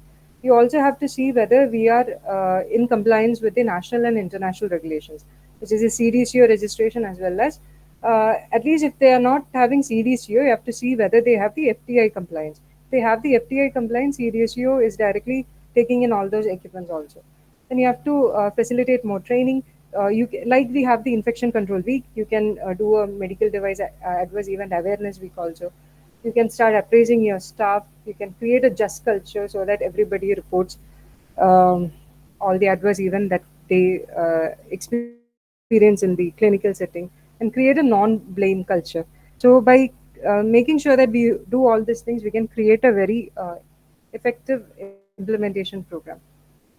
Now, this is an example of how the surveillance system to be should be. Now, to summarize this diagram, it only talks like, or it is trying to convey that there should be a good communication between your administration team, your clinical team, and your engineering team into understanding what are the errors happening inside. As in, suppose a doctor or a nurse comes up with some error, and it had a consequence on the patient. If they are not speaking it up, ideally it may not be the issue of the doctor or the nurse, it can be the issue of the equipment also. So if they are not speaking it up, you would never know that that kind of risk exists in the clinical setting. So if you don't know that error exists, then how will you prevent it? So all this diagram is just telling you that whatever error you notice, even if it is near miss meaning it had a potential but it didn't result in any harm. Even the near miss has to be reported, and there should be one common committee which discusses all these errors, and then whatever has to be solved inside the hospital, they have to solve it immediately, and whatever has to be reported to MVPI, it has to be reported. Now, reporting to MVPI is significant because then MVPI can alert all other healthcare providers that for this equipment, this kind of error is happening and it was reported from one of the senders. So, it is important that we recall it from all over India. So, that measure can happen only if you report to the government initiative. Now, having said all those things that we have to implement, it is also important that we have adequate staff, we have adequate budget, we have the adequate technology, and we provide proper reward for our staff. Without all these things coming together, it is not very practically viable to create a proper effective system. So, my advice to our fellow engineers is, see, you are the doctors of equipments when it comes to a hospital. So at times we have to put our feet down and say, see, this is important. This is important. If your patient needs to be safe, you have to ensure this. And I don't think anybody else is going to speak that out. So once you transition into a clinical engineer or biomedical engineer, don't just become what to say, a maintenance person for an equipment, because you have a far greater responsibility.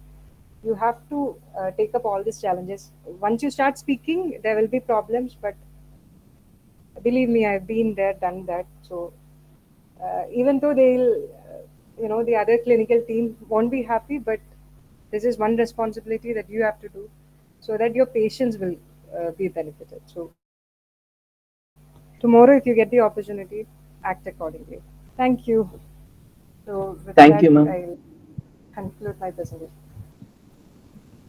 Yeah, Thank you, ma'am. Thank you for your valuable insights on the Metro Vigilance program for biomedical engineers, ma'am. thank you. Participants, if you have any doubts, kindly ask to the ma'am or put it in the chat box.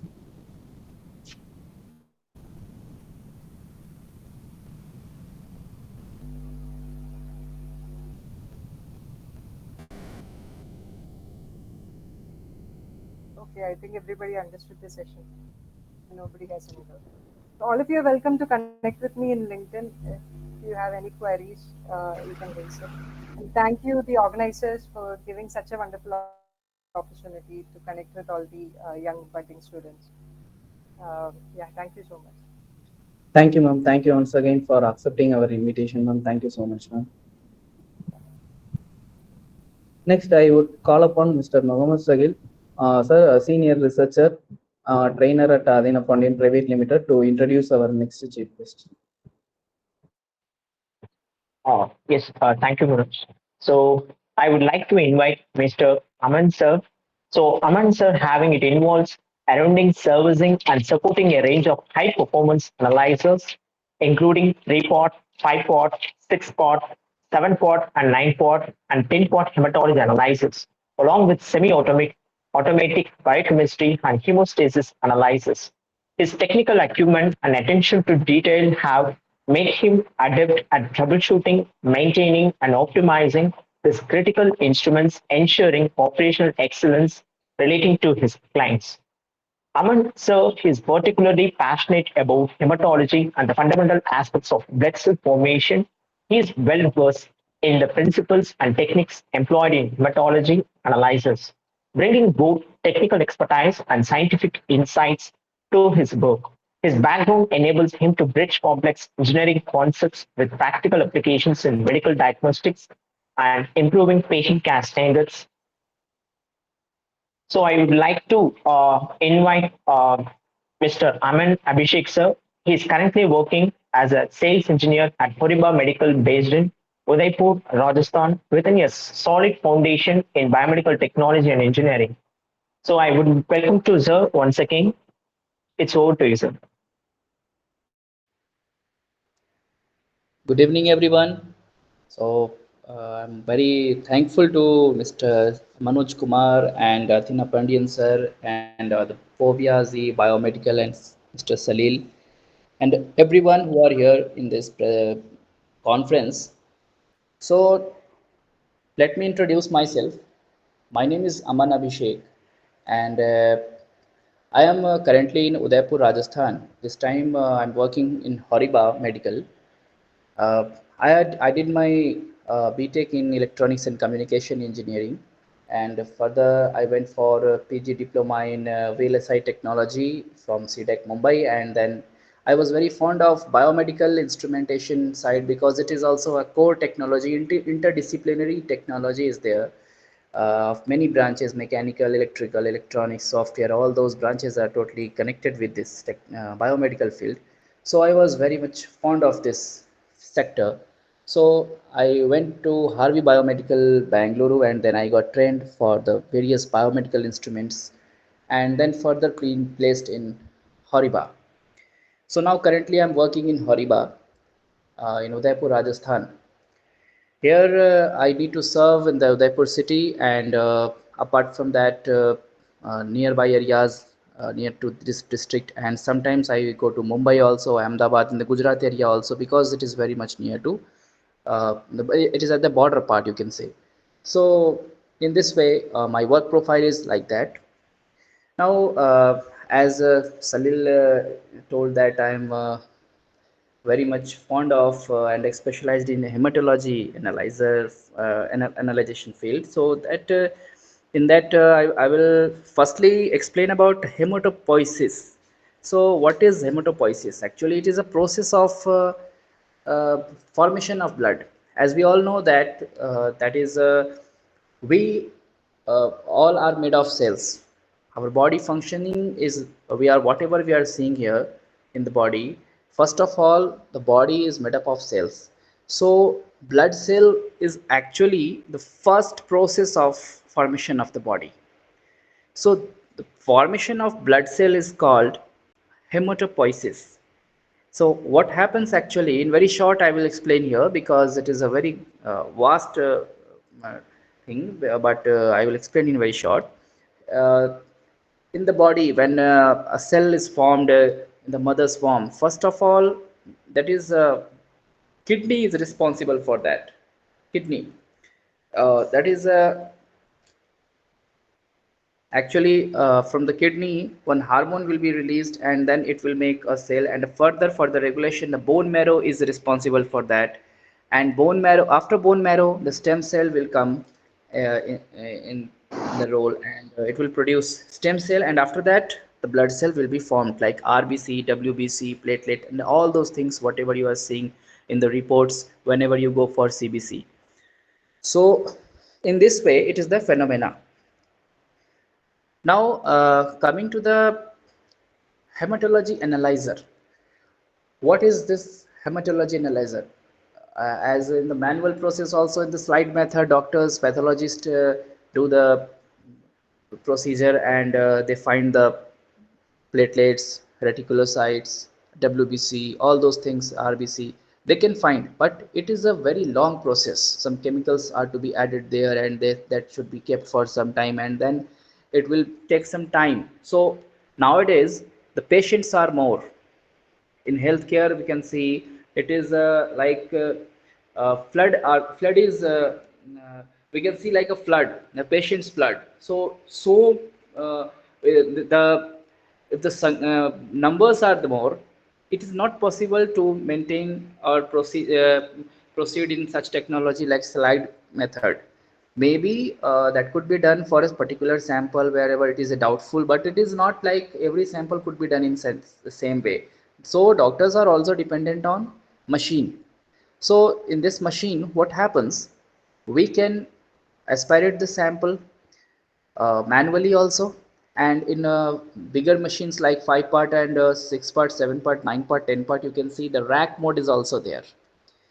We can place the vial in which we have contained the blood, and then vial is to be placed in the rack, and when that rack is placed in the machine, whenever we place it, it goes inside, it processes all those things inside that, and then the result will come out.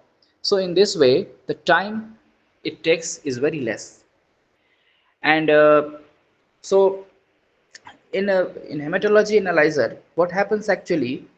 I will talk about more on three part, because three part is the very basic to be understand for everyone, because the same concept will be used in 5 part, 7 part, 9 part with slightly different technologies, but the concept will be same. So I will come on 3 part. What happens that there are two chambers there. One is RBC chamber, one is WBC chamber. In RBC chamber, there we find RBC and platelets. In WBC chamber, we find WBC and hemoglobin. So why these two are distributed? Why not in a single chamber? I will explain it. Because our blood is a insulator. Our blood is an insulator, and to flow it with to take the result of that particular all those parameters of all RBC, WBC, every parameters, it is not possible to directly detect that blood. So we add the diluent first. The process starts from here. Diluent. What is diluent? It is not nothing but sodium chloride, which is a conductor. When it dissolves with blood, it becomes a conductor, and in that we use electrical impedance technology, so that when it comes through the aperture, which is installed in the chamber, when it comes through the aperture, the RBC, platelet, and WBC is read by electrical impedance technology. Only the hemoglobin works on the principle of spectrophotometer technology. That photodiode is installed there, and when light passes 505 wavelength light passes through it, and then it further goes to the photodiode, and the voltage is being taken into the account, and then binary conversion and further things are to be done, and then it comes on the screen. The result is comes on the screen. Rest all those three, RBC, platelet, and WBC, comes with the electrical impedance technology. So for the electrical impedance, definitely there is electricity, so the conduction should be there. That's why we add diluent. Diluent is actually a NaCl. Now there is also one reagent. Diluent is also a reagent. Another reagent is lyse. What is lyse? Lyse is used to break the RBC. Lyse is used to break the RBC. Why we need to break it? Because it's like a balloon. If you see that a balloon, we just keep a toffee or chocolate inside the balloon and just blow it, and we say a child that take it out, that take the chocolate out. What should be done? The balloon should be that should be broken. Okay. So that's why in the same way, this RBC is also to be broken. It will be like a lyse is a chemical. When it goes through the RBC will be broken. Inside that hemoglobin is present. That comes out. So in this way, there are two chambers. One is RBC, one is WBC. First of all, we aspirate the sample. The needle comes out from the hematology analyzer. It takes the sample there, and it goes inside WBC chamber first. It keeps 10 microliter or 18 microliter, whatever the command is given, whatever the system is being made as according to the manufacturer, that is blood will be placed inside the WBC chamber first. Now after keeping there, again from there few amount of blood will be kept in RBC. Why? Because if we will do everything in a single chamber, once the lyse will pass through it, all RBC will be broken. So we cannot be able to find RBC. That's why few blood amount of blood will be taken in the RBC chamber now to detect the RBC and platelet and further readings. And now the rest amount which is already been kept in the WBC, for we add lyse there. That lyse is added in the RBC chamber. It is not added in the WBC chamber it is added because we need hemoglobin reading also. So after that, all those things, all those process, when hemoglobin comes out, it will be read through photometer, and the rest WBC, RBC, platelet will be studied by electrical impedance technology inside it. So this is the basic process, basic principle inside it. And now what we see here, that rough idea I have given about this hematology analyzer, and rest of the things are like processing unit and all those things are being installed in the hematology analyzer, so that we can give the command and it will understand as according to the need whatever it is given. So now I will explain about 3 part, 5 part, 7 part, whatever the parts are there, why we say it part, and on what basis this part are to be known. Why we say it 3 part, why we say it 5 part? The 3 part is like uh, it is on the basis of WBC. Always we see that WBC, when it comes in the 3 part, there are 3 subdivisional are there, like lymphocyte, monocyte, neutrophils, eosinophils, basophils. These all are there, the parts. So in the 3 part, only lymphocyte, monocyte, and neutrophils will be there. No eosinophils, no basophils will be there. So only 3 part will be shown. That's why we see it 3 part analyzer. When it comes to 5 part, all these 5 parts will be seen. When it comes to 6 part, LIC will be also seen apart from this 5 part. LIC means large immature cells. In some 7 part, that is NRBC, nucleated RBC will be seen. So abnormal cells and many other in 3 part, lymphocyte, monocyte, granulocyte, that is actually neutrophils will be there, and special flags for abnormal cells are also there. And in 5 part, lymphomono, neutro, eosinophils, basophils, and special flags like blasts, immature granulocytes, nucleated red blood cells, platelet clumps, all those things are also being shown on 5 part. In the similar way, like 9 part and 10 part also, reticulocytes are some more thing, a typical lymphocyte, and many more parameters are being showed on that. That basis, we say it 3 part, 5 part, 6 part, 7 part, 9 part, 10 part. Okay, so these are the classification. Now, in when it I shortly I will describe about this hematology section in Hariba. Hematology division of Hariba Medical is providing a large range of hematology analyzers and automated instruments to realize blood analysis. So blood cells identification and counting. These analysis will be participating to the diagnosis of various blood related diseases. The instruments are designed for all kind of laboratory, like small laboratory that is 150 patients a day where it is required, to larger ones more than 2000 patients a day. So indeed efficient and reliable instruments, automated racks, data management, and quality tools are providing the whole environment for high quality medical analysis requirements. So this is all about the company's hematology analyzer. And when we see the few more readings, like you have seen hematocrit, MCHC, MCH, all those readings there. So those all are the actually the counted and programmed value in that, because we have mathematically solved it, that like hematocrit and PLCC, PLCR, platelet counts, all those.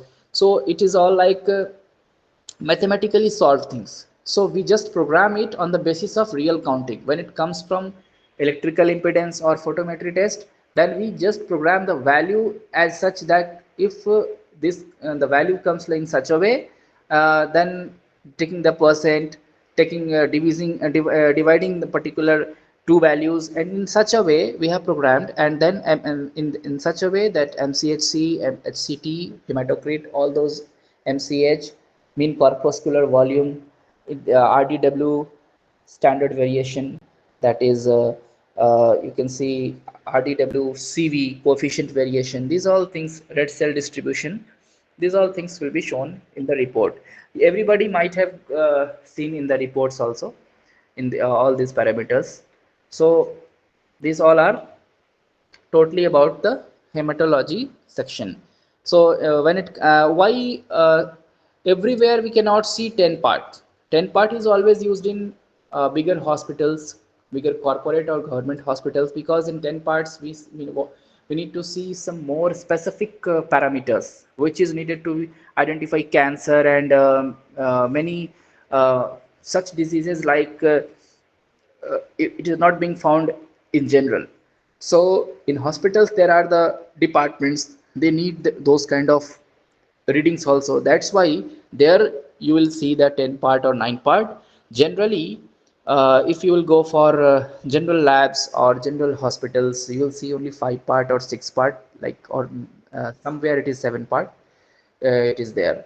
So and when you will go to PHC, primary health center in outer areas, or in a smaller labs like in the remote areas or any village areas, or in normal city also, some smaller labs, they will keep only 3 part. So there is no need to identify cancer or those kind of diseases. So that's why it is all about need of the customer. So, and one more thing is there, the samples per day. How many samples they are running per day? What is their efficiency? So, in this way, the classification are done, and they uh, pay for it, and they buy the analyzer. So, uh, it could be seen in different labs and hospitals. Now, I will describe about the lymphocyte, monocyte. What is the functioning? Little bit about that. What is the purpose of lymphocyte? Why if it is shown, then what should be the problem in the patient? I will describe about that. So lymphocyte. So its normal range is around 1500 to 3000. Normal range is there. So lymphocytes, it is like immune system development of bodies. Means when it is a viral attack, lymphocyte will be more. Whenever you see the lymphocyte is more in your report, that means there must be a viral attack. Your body is fighting with that virus. That's why it is making cells, it's making lymphocyte more and more. So just they are collecting the army, functioning like army. So lymphocyte is for viral cases. In viral case, lymphocyte will be more. In neutrophils, that is for bacteria. When bacterial attack will be there, then the neutrophils will be high. And monocyte is for the cleaning up the body, that is phagocytosis, you can say. Cleaning up, what is cleaning up? If in a battleground the other party also, some in the troops, some people will be dying, some people will fall down, from your side also, from that side also. So to clean the battleground, there should be some group will be there, so who will clean out. So in the same way, monocyte will be working in your body. Now the eosinophils. What is eosinophils? It is indicating the allergic disease, fighting infections, medical conditions, that is allergic. Most in the cases allergy. If you are suffering from any allergy, then eosinophil will be automatically become high. Basophils, generally it is around 0.02, like in general. But when it is high, that means you are suffering from a cyst or tumor or any cancer. Maybe it is indicating, because CBC is or the differential count CBC is a very basic diagnosis. If you are suffering from a very normal disease also, doctor will suggest you for CBC.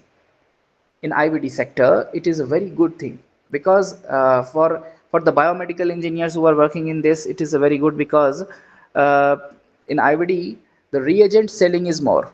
Machine is not so important for that. Reagent is important here. So you are not sometimes see ventilator or any other machine will not being serviced every time. It is not being broken, the breakdown will not be held every time, will not happen. But in the IVD, More samples will be running, more breakdown, more service, more PM, and generally reagents will be sold. In other devices, reagents like thing are not available there. Somewhere it is gas, somewhere it is like compressor, it is like that. PM is also needed one time. Sometimes it will be in the breakdown mode, you will have to service. So work is more in IVD. I'm not saying that other biomedical devices are not good, that those are also good, but I'm saying that IVD is a very good sector. There are two types of diagnosis majorly being done in the sector. One is imaging and one is IVD. So both are very good sector. In IVD, I am talking about reagents. Reagents will be sold in the same way for biomedical engineer for the company. The earnings from the for the company comes from the reagent only, because if we'll talk about Horiba, so they provide the bigger machines on the rental basis also, because they know that if they will give the machine will be installed in a particular lab where the 50 or 60 samples per day at least they are running, then they can recover by the reagent only. So it will both be beneficial for the customer and company, both. So this is all about the hematology section, hematology analyzer, and we have in hematology analyzer we have in Horibag Micros ES60 as a three-part analyzer. Umizen series, that is H550, H500. You might have seen in some labs or some hospital. Horiba Umizen series H550. That is 5-part, 6-part, 7-part analyzer. And one very recently Hilo series is there. That is Hilo Umizen H1500, H2500. This is 10 part and 9 part, very good machine. It is a very lovely machine. People are liking it very more wherever it is installed. So it is a very good machine. Before that, Pentra XLAT and XLR was being uh, loved by the customer, but it is now discontinued.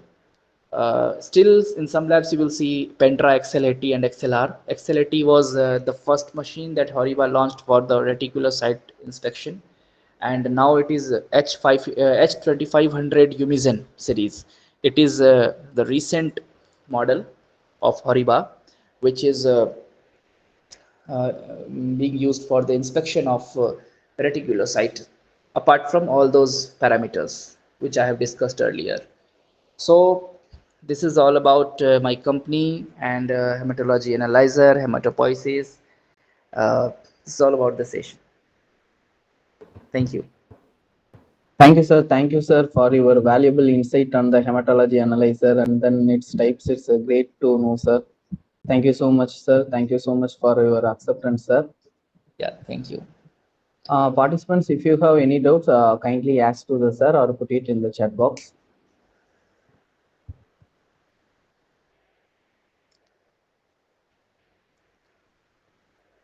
Any question regarding IVD versus imaging, IVD sector, service, or what is in the field, what kind of problem we face in the field? If anybody has question, then you can ask.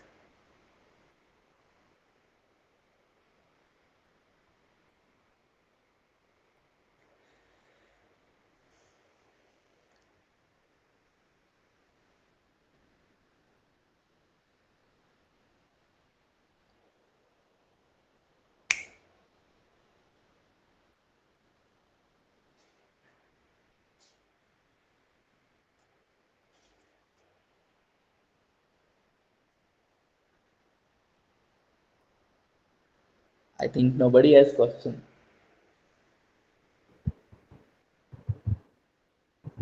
Thank you, sir. Thank you so much, sir. Thank you. Thank you. Thank you very much. Thank you very much. Thank you.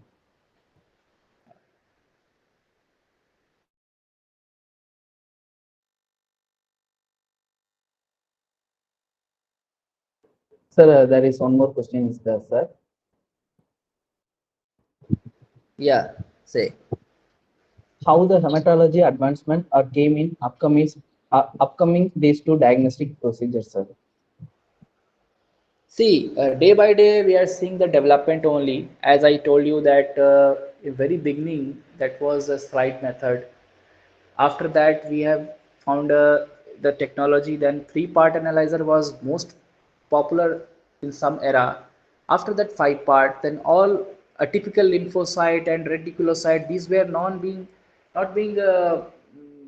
inspected in five-part or three-part analyzer. So day by day we are developing, and day by day we are finding some more things, and still the research is going on. Every company is competing with everybody, every other company like Transasia is also there, Hariba is also there, Beckman Coulter, and all those are in the research mode only.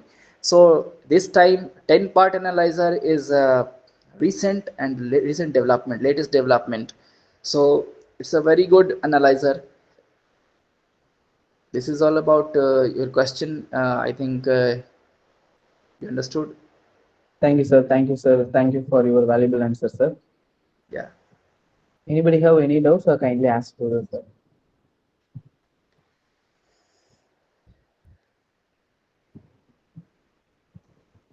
I think there is no more See, questions, sir. developments are one more thing I will tell you. Okay, In sir. five-part, in 10-part also, there was example I will tell. First, in there is a in three-part. There is only aperture and photodiode. After that, when it comes to five-part, they have added the lamp there in the flow cell. After coming from the aperture and all those photodiode, everything is same in the three-part also. But the lamp is also being adjusted there. One another lamp. Why lamp? Because by lamp they will just see the differential count for the especially the differential count like lymphocyte, monocyte, neutrophils, eosinophils, basophils. They have added lamp. But when sometimes they see that some type of drawback, or you can say that LED is more preferable than lamp, then now in the newer machines they have added LED in place of lamp. So in this way development is going on.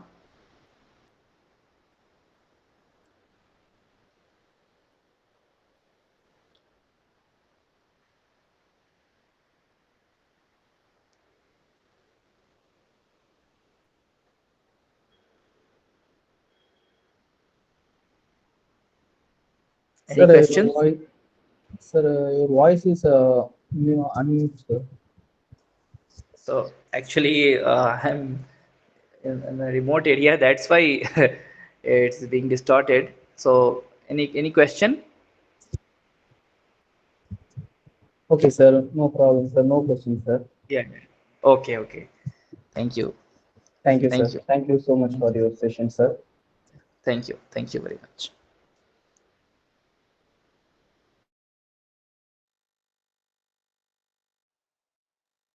Next, I would call upon Mr. Sudarshan, sir, Head Operation of Hovias Biomedical, researcher and a trainer at ATHEENAPANDIAN Private Limited, to introduce our next chief guest.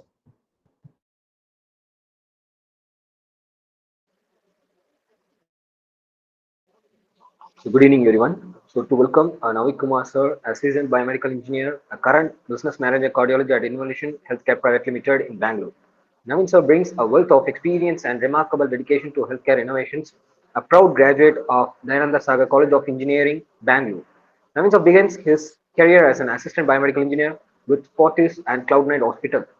During the COVID-19 pandemic, he contributed significantly to a low-cost ventilator projects at IIT Bombay, an initiative aimed at enhancing critical care access in India.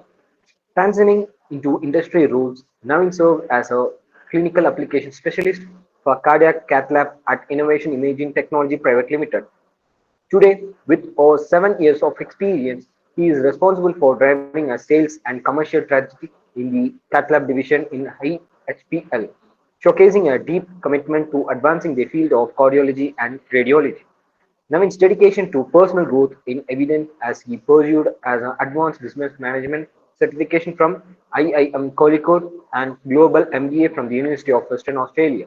Please join me in welcoming Navin Kumar. Welcome, sir. It's over to you. Thanks. Thanks a lot. So can you see my screen? Yes, sir, it is visible, sir. Okay, the presentation is visible, right?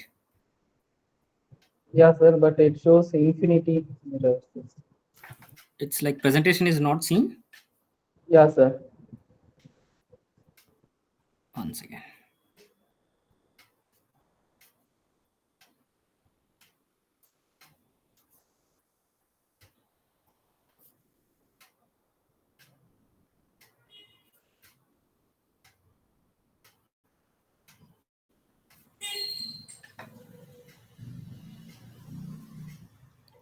I think now we can see, right?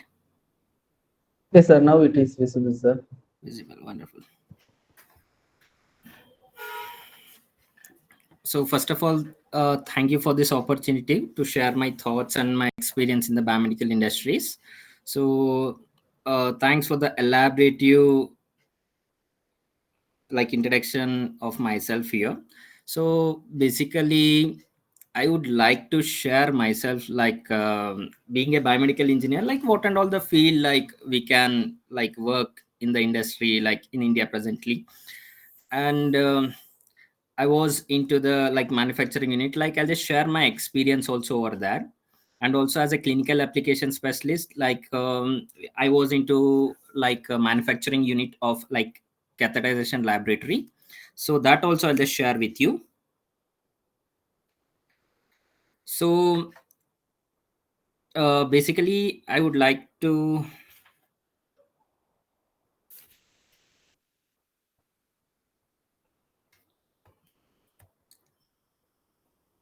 Manoj, like my screen is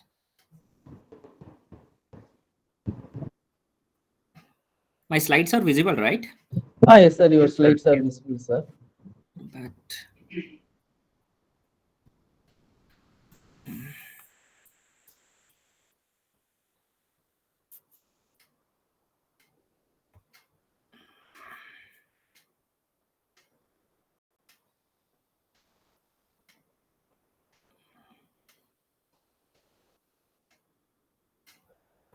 sorry for the inconvenience, guys.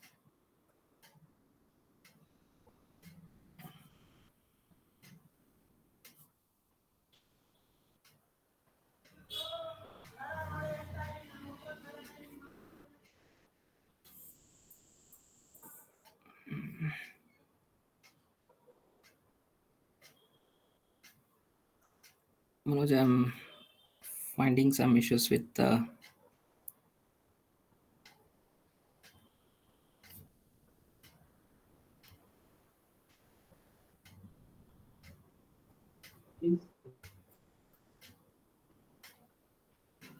Sir, if any problem is, you can share the PPT to me, sir. I will share the. once again. Oh, Now the PPT is seen. no, sir, it is show in Gmail, sir. Sorry, yeah.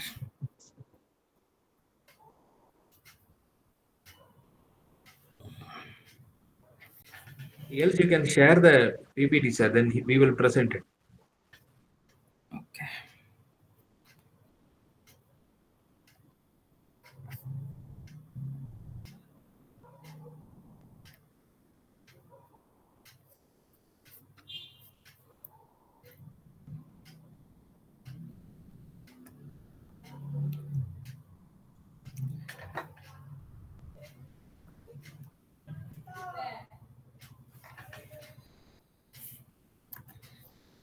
Very sorry, guys. Like I'll just go with the presentation like verbally only. So it takes time, I guess, like to share the presentation. Okay, sir, no problem, sir. You can proceed, sir.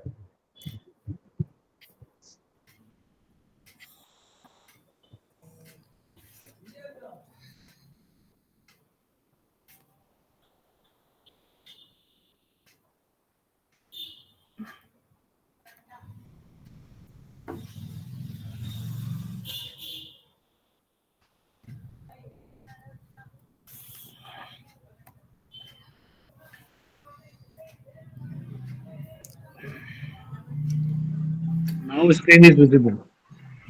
Screen is visible also. But the thing is, like, I couldn't able to scroll my screen actually. You can use that keyboard by up and down. Next slides and all I couldn't able to. So that is what like I'm just facing.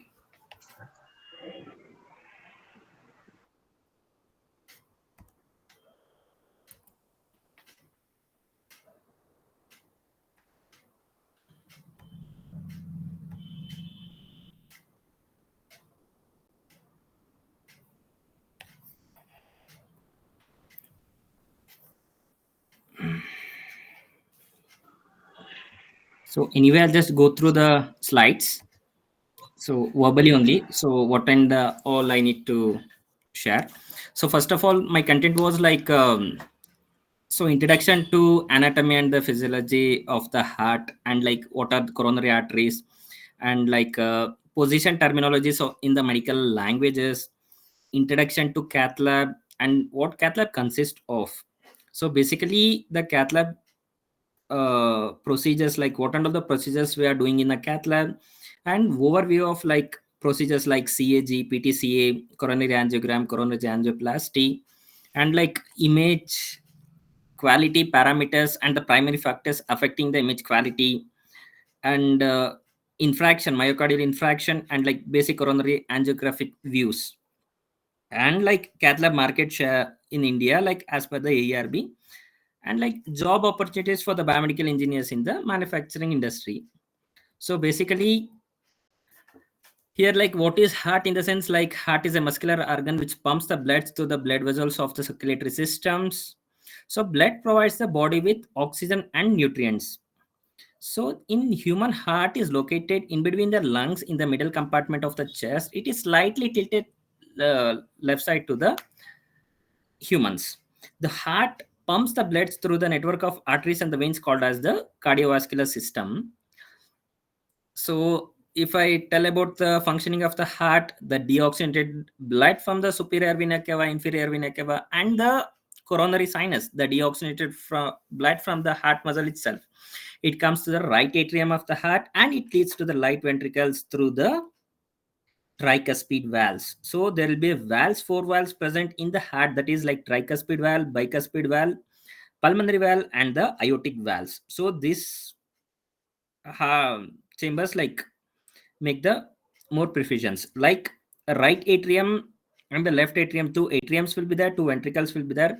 As I said, the deoxygenated blood comes to the right atrium through superior vena cava, inferior vena cava, and the coronary sinus. It leads to the right atrium of the heart, and it leads to the right ventricle, and from the right ventricles through the pulmonary valve it goes to the lungs for the purification. And during the breathing, so gas exchange takes place, and the oxygenated blood comes to the pulmonary veins to the left atrium of the heart, and it comes to the left ventricles. From the left ventricles through aorta it goes to all part of the body. So this is what the functioning of the heart. So first of all, to know like about the cath lab, like we want to know the medical terminologies. So medical terminology in the sense anterior, front, posterior, back, superior top, inferior bottom. So ostium is origin. Ostium in the sense where the its origin, where it starts. The proximal is starting point, and the mid is middle point, and the distal is end point, and the lateral is sideways, and the oblique is angulations. So these all are the medical terminologies. So next I would like to tell about the like coronary arteries. Like what are coronary arteries in the sense, like coronary artery supplies blood to the heart muscle itself. So if the coronary artery is having a blockages, it leads to the death of the patient. So these coronary arteries having the right side of the heart and the left side of the heart. Right side of the heart is again divided into PD and PLV. So posterior descending arteries and the posterior left ventricular arteries. So LMCI is again divided into left anterior descending arteries and the left circumflex arteries. So these are other, like, why are coronary arteries important in the sense, like, for an example, so all you guys might heard about that heart attack and all. So if there is any blockage in the heart or the coronary arteries, so it leads to the sudden death of the patient or the, like that, so the patient may collapse. So if this heart coronary arteries are not proper, then we have to get a treatment with the doctor at the any cost. So now we learnt about like what is heart anatomy and all. So now I would like to tell about the catheterization laboratory, in the sense cath lab. So cath lab is an examination room in the hospital where we'll be having the diagnostic imaging equipments. So diagnostic imaging equipments in the sense X-ray equipments that is used to visualize the arteries of the heart, peripherals, brains, the structures of the heart. So wherever the arteries and the veins are there, so with the help of a special dye, we'll visualize the arteries or the veins through X-rays. So the cardiac cath lab is in the sense like where we'll do the minimally invasive procedures or the advanced cardiac procedures, so to treat the cardiovascular diseases. So basically to see the inner layer of the artery, we'll use this cath labs. So cath lab, types of cath labs in the sense, so in the hospitals or the manufacturing unit, we'll be seeing that floor mounted cath labs is there, ceiling mounted cath labs are there, biplane cath labs is there, 2 CMs, and like portable cath labs are there. So these are the classifications or the available in the market of the cath labs. So cath lab consists of like fluoroscopy. So fluoroscopy in the sense like X-ray. So it's a continuous X-ray. So fluoroscopy is a medical imaging that having the continuous X-ray images on a monitor. It is possible to see the inner layer of the organ in a motion. So fluoroscopy used X-ray to produce real-time video images. So so this is what, like, post that, like, we'll be having the detector. So once the X-rays is generated, it is captured and it is displayed on the monitor, and we are having a X-ray tube where generates the X-rays. The X-ray generator will be there, and like viewing monitor will be there. So what and all the X-rays what we are taking, so that can be seen in a screen. So then we are having the hemodynamic monitors, in the sense like where the heart rate, so respiratory rate, ECG, SpO2, IVP, internal blood pressures, so everything will be seen in the hemodynamic screen. So with the help of this itself, the doctor will do the procedures in the cath labs. So also we are having a patient couch. So patient couch in the sense like patient table, so where will be patient is placed on the patient table. So that will be having the cradle movements will be there, up down movement will be there, sideways movement will be there. So which are all the positions we may required, so we'll just take that panning of the table. And like injectors, pumps will be there in the cath labs, in the sense like injector pumps, so we'll inject a contrast, so in a larger medium, so that will be there. And like devices like catheters and angiographic balloons will be there. So catheters in the sense, so where we'll insert inside the arteries, they will be having a narrow opening, so where the guide wires will be there, like sheath will be there, the catheters. And like angiographic balloons and the stents. So angiographic balloons, so where will expand when there is a lesion inside the arteries of the heart, peripherals, the brain, anywhere else. So once, if we, after inflation, so we'll deploy a stent over there. And like cath lab also consists of the spotlight. So it is a small OT kind of atmosphere, so where we'll use the OT lights also there. And also the protection lead guards like aprons, thyroids, goggles. So and also for the biomedical engineers or the medical workers or the doctors protections. And like we'll have the defibrillator also, the ventilators also inside the cath lab, and IABP machines also here. So the cath lab consists of the detector, X-ray tube, the generator, and the viewing monitors, the touchscreen panel, tabletop, CM base, the MCS monitor ceiling suspension with the monitors, light ceiling suspension with for a protection, the sideways, this one, the foot switch will be there. So this is all consists of. So in a cath lab, we can do the coronary angiography, the plasty, coronary angioplasty, DSA, digital subtraction angiography for the neuroperipherals and the renal. And we can have a structural heart diseases also like TAVR, TAVI also here. And like you may heard about the like pacemakers also, in the sense like when there is like abnormal arrhythmias occurs, so we'll have the pacemakers also inserted inside the humans. So electrophysiology EP study also will do when there is like a conduction system is not working properly. At that time we'll just correct the electrical activities of the humans. So that is what.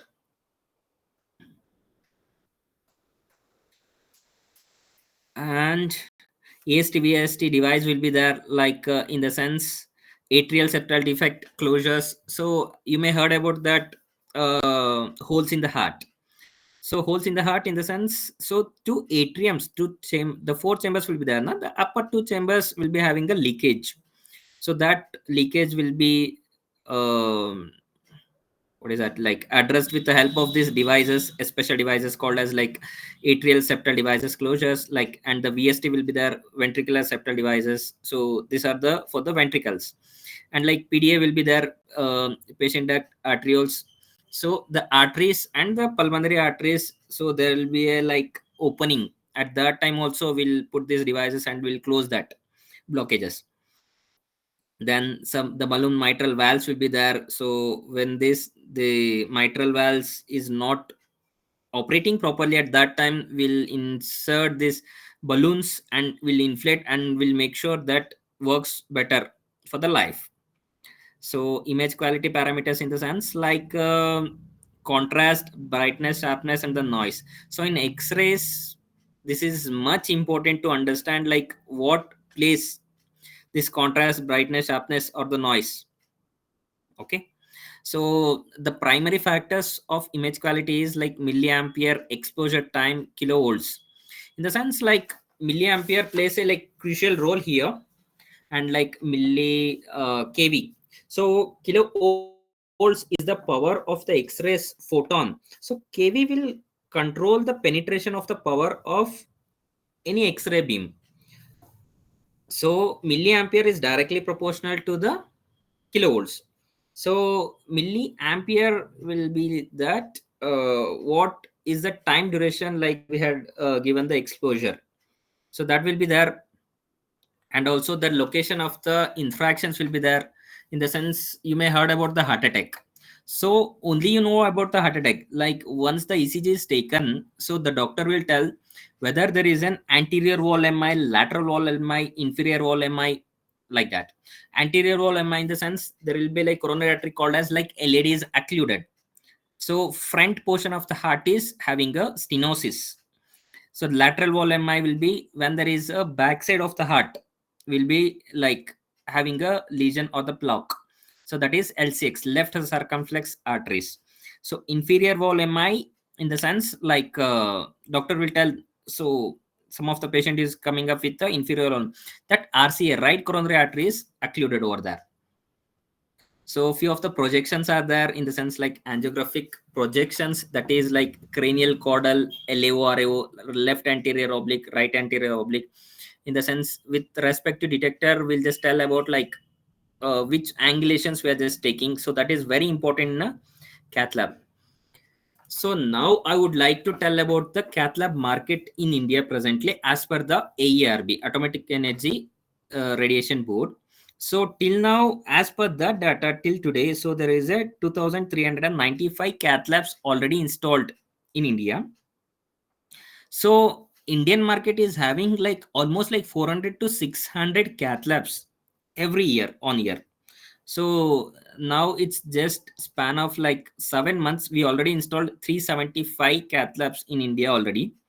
So now it is going to increase the cath labs here.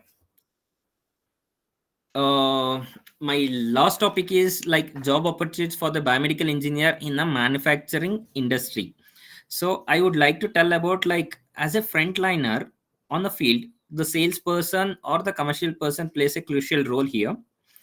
This salesperson will generate a lead. Okay, so then the project team will enter there, so they will see the layout, it is feasible to install a cath lab or any other radiological equipments. So once that, like, they will do the diagrams and all, and will go with the procurement. Then the installation team will come and they will install the cath lab, and the RSO engineers will be there, so they will get a licensing for the ARB. For any radiological equipments, we should have a ARB license, and any ultrasound kind of equipments, we should have a PCPNDT licensing. So then once the cath lab is already installed, like, now the picture comes into the clinical application specialist. So those people will go to the site, they will do the training for the technicians and the doctor, and they will introduce about the software of a cath labs or any other equipments, the biomedical equipments. So then they will make sure the end user is familiar with their products, and any background will be there, the field service engineer will be there for the support. So this is all about the on field from the manufacturing point of view. um, at the manufacturing point of view, inside the company there will be like R&D engineer, research and development engineers, and there will be like new therapy team. So advanced technologies and all they'll be grabbing, and they will deploy that into useful. And there will be like product development team will be there, product specialist will be there. So they will do the marketing of the product, and they will develop the product to the next level, and they will showcase that. And there will be like testing engineer will be there. So once the assembly is done, so there will be step by step process, testings will takes place for all the equipments manufactured. So then they'll come into like quality control team will be there, so they will do the quality controlling of the equipments. And there will be design team, so design team will do that, like designing of the equipments. So, and like marketing team will be there. So as a biomedical engineer we can work in the marketing team also. So basically we'll be having a subject knowledge, so it is easy for us to do the marketing. So this is all about like manufacturing things. Sorry guys, like I couldn't able to show my hello. Yeah, yes, sir. uh I'm very sorry, like I couldn't able to show my presentation. So any doubts like you guys are having or something like that, like I can open to talk. So I can guide like which are all the fields like you can grab on field, like that. So biomedical field is one of the best field, I can tell, so than compared to any other fields. So we are very lucky to have this kind of like engineering fields. So where we'll be having a service also, the job also. So that is one of the best thing.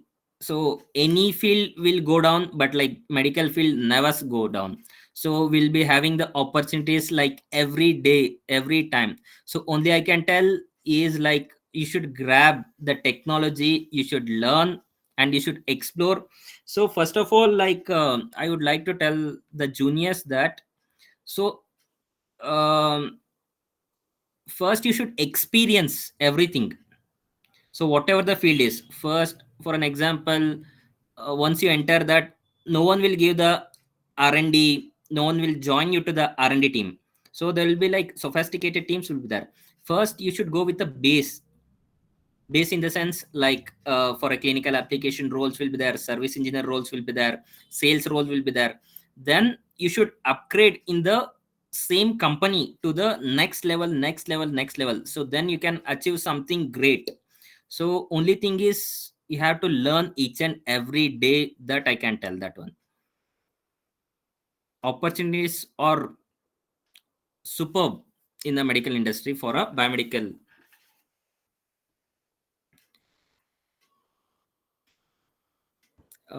That's it from my side, Mr. Manoj. Like Thank you, sir. Thank you so much for your valuable session on the cath lab and then anatomy of heart and then various job opportunities in the biomedical field. Everything is very excellent, sir. Participants, if you have any doubts, kindly ask to the sir or put it in the chat box.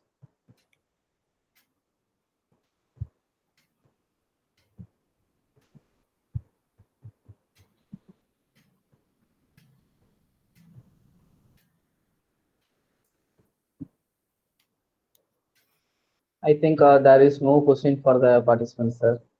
Sure, Manoj. Like that was like very great interacting with you. So Athirapanni sir, like very glad to have this like session. So in future also I'd like to collaborate and I can share my experience also here. So just now I started my career in the Canon medical system. Like I started my career in the like Japanese field. So there I'll be like handling all the biomedical equipments like radiological CT, MRI, ultrasound, and like cath lab, like in Karnataka and Kerala states. So I would like to collaborate like anytime. Thank you, sir. Thank you so much, sir. In future also, we will invite you, sir. Definitely. Thank you for accepting our invitation in your busy schedule also, sir. And then you are waiting long time, sir. Thank you, sir. Thank you so much, sir. Fine. Thank you. My pleasure.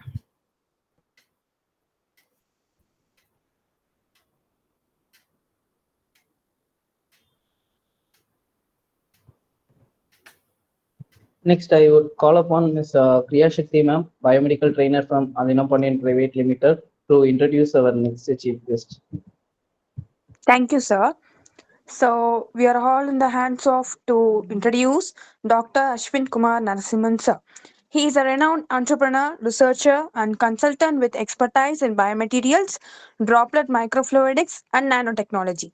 He currently serves as an assistant professor at SRMIST, leading the Advanced Nanotheranostics Research Group, which focuses on developing cutting edge micro nanosensors for affordable disease diagnostics. With a PhD in biomedical nanotechnology from the Indian Institute of Technology, Madras, and an MTech in nanotechnology from Amrita Sensor for Nanosciences, Dr. Ashwin has a track record of innovation in cancer diagnostics, bioprinting, and medical device development. He also served as a visiting research scientist at Toronto Metropolitan University, where he secured significant international research grants to advance cancer theranostics. His impressive portfolio includes numerous patents, over 20 international publications, and successful industry collaborations. A certified design thinker, Dr. Ashwin's work spans academia, industry, and international research, contributing to advancements in affordable diagnostics and medical technologies. We are overwhelmed to introduce you, sir. Over to you, sir.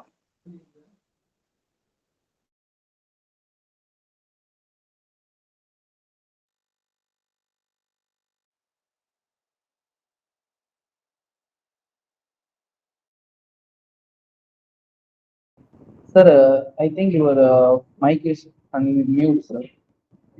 Oh, I'm so sorry. Sorry. Yeah. Thank you, Griya, for inviting me for the conference, and I also thank Aruna, who has taken an efforts in inviting me for the conference.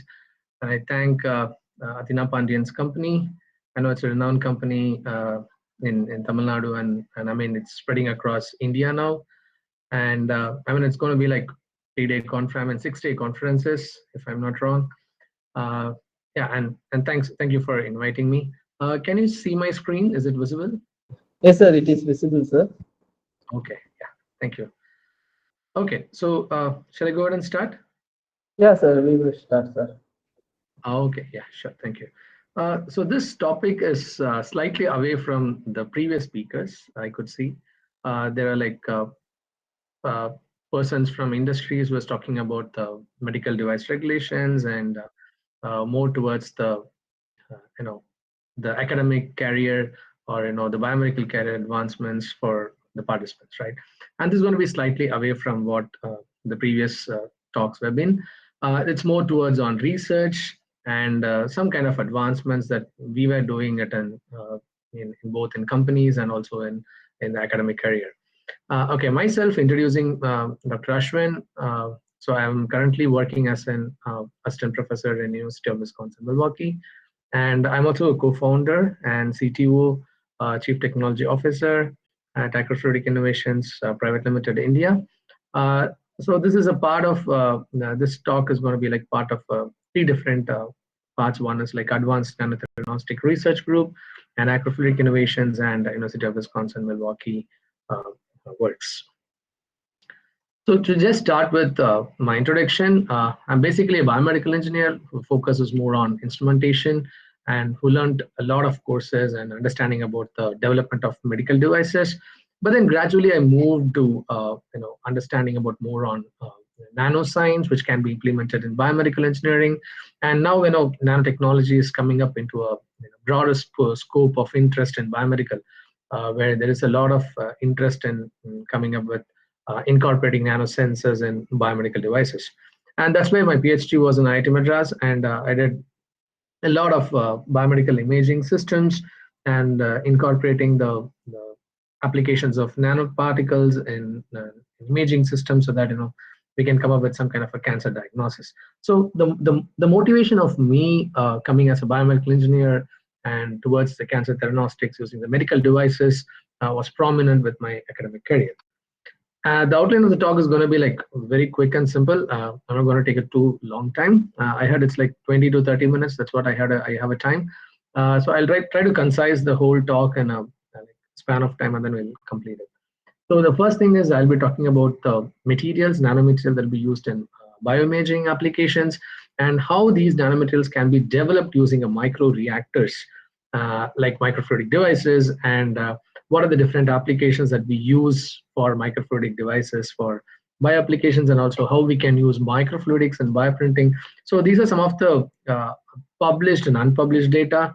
So I want the convener of the conference to keep this presentation not to be in recorded mode, so that doesn't it does not have any kind of a problems in future. Yeah. So our group is basically comprises which in a cocktail of technologies we call, wherein we use a microfluidics devices, microfluidic sensors, and nanotechnology as a nanosensors, and the core optical instrumentation for biosensor applications. So where this all leads to for a smart diagnostics. When I say smart, we know like how quick we can able to detect, how can smart we can able to detect the diagnosis. And also a lot of nanomaterial stuffs are coming into biosectors, where for especially focusing on diagnostics, imaging, and making devices which uses the nanosensors, and also for printing applications. When I say printing, it's more towards on bioprinting applications. So when I say the difference between a macro gold and nano gold is what we differentiate between these two materials. So just a simple understanding about what is nanotechnology, where you have a surface area.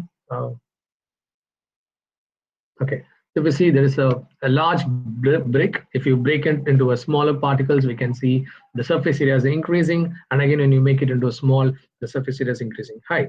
So this is where the understanding of nanotechnology makes it to have a high surface ratio when you have a low volume size. So the one quick example here is, the one example that you could see here is the gold. Ultimately we can see the different particles of gold will have different colors. So this is because of the, I could say the phenomenon that happens is the light interaction with the electrons on the surface that makes it to vibrate and give you a different colors. It's similarly how we have the colors that we could see in our shirts or dresses, whatever it is. So this happens mostly on the simple mechanism, where you can see the first taking up the precursor materials and creating a nucleation and forming that into a larger particles. When I say nucleation, it's going to be like around like say in angstrom region, and you start adding more precursors to it to make a bigger particles, and then you try to stick that particle into a formation, right? So this is what we call it as an Lamar's growth of principles that favors the nanoparticle growth. And this basically forms the coalescence or the clusters of the particles to create the specific size and specific particle methods. Because we talk about the nanostructures, which has different sizes, different shapes, which comes with more functionality, because we could see the more surface areas there. So functionality, obviously it increases, and you can have a agglomeration between the particles, which gives you a different optical properties. And also we discuss about the crystallinity of the materials. So these are the properties that comes when you make these nanoparticles with different sizes, different shapes, and different composition of the material that brings you for a specific applications. So when you talk about a quick glance of where I use nanomaterials for bioimaging perspective, is like, there are a few works that I did earlier, which I wanted to show it to you. The one such work which we discuss about is that the carbon. The carbon is well-known material. It's going to be a biocompatible material. We use laser ablation technique, where you ablate the laser on a graphite plate and you get the particles. And when you see these particles, when exposed to different excitations, if you see your excitations at different wavelengths, you could see a different colors of particles, which is in the same lies in the same region, right? In this case, this makes it more prominent for a certain applications, like say bioimaging applications, for cell imaging, and also for animal imaging. So what we did is that we started adding these the color tunable quantum dots, which we referred as, is basically a composition of an oxygen. So that's why we refer it as an oxygenated quantum dots. And this can be put into like cancer cells, like say this is an example of an MCF7 is going to be a breast cancer cell line. And when you dope all these materials into this cancer cell, we could able to visualize the growth of the cancer cell, and also how well the drug is interacting with the cancer cell, whether the drug is getting died or not.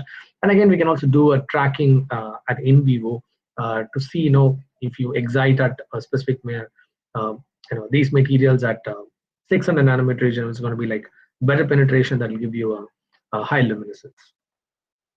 So apart from this, we also use these quantum dots for applications like say, the peri-implantar disease, where when you place an implant in your teeth, right, in your mouth, so what happens is that there is a formation of the inflammation that can cause by excess cement. So to determine the excess cement, we came up with a technology where we are loading this carbon quantum dots into the materials, and then we can able to determine what is the level of leaching that's happening of the cement. So that was very interesting for us to do the testing and analysis of this carbon quantum dots. But again, I'm not going to more detail, but I'm just giving you what what problem we are trying to approach, and how we could able to solve this problem with using nanomaterials and nanotechnology. And we also used gold nanoparticles, which is very prominent in X-ray imaging. But then what we try to use here is we inject these gold nanoparticles in tail vein, so that reaches your heart, and from there it reaches your respiratory system. So this is like post injection of like after 20 minutes, and then you could able to image that these gold nanoparticles are still stick on the like respiratory system, and also in the liver. So that's where the clearance of this materials happens when you inject it in vivo. And there is one more quick introduction about, there is a novel imaging system, which is a hybrid imaging system. As we all know that computer tomography and CT is combined with the PET, but there is another technique which is called ZEOL, which is a combination of X-ray, CT, and optical.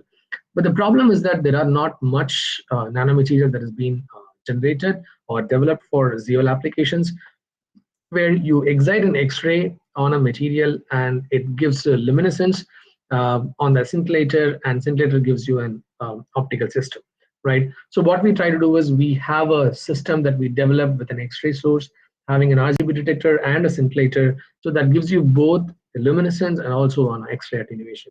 So in this case, we developed a material which is called a better alternative for a gold is the tantalum oxide nanoparticles, and we loaded rare earth materials like europium into this tantalum oxide, and you could see on this right side there is a beautiful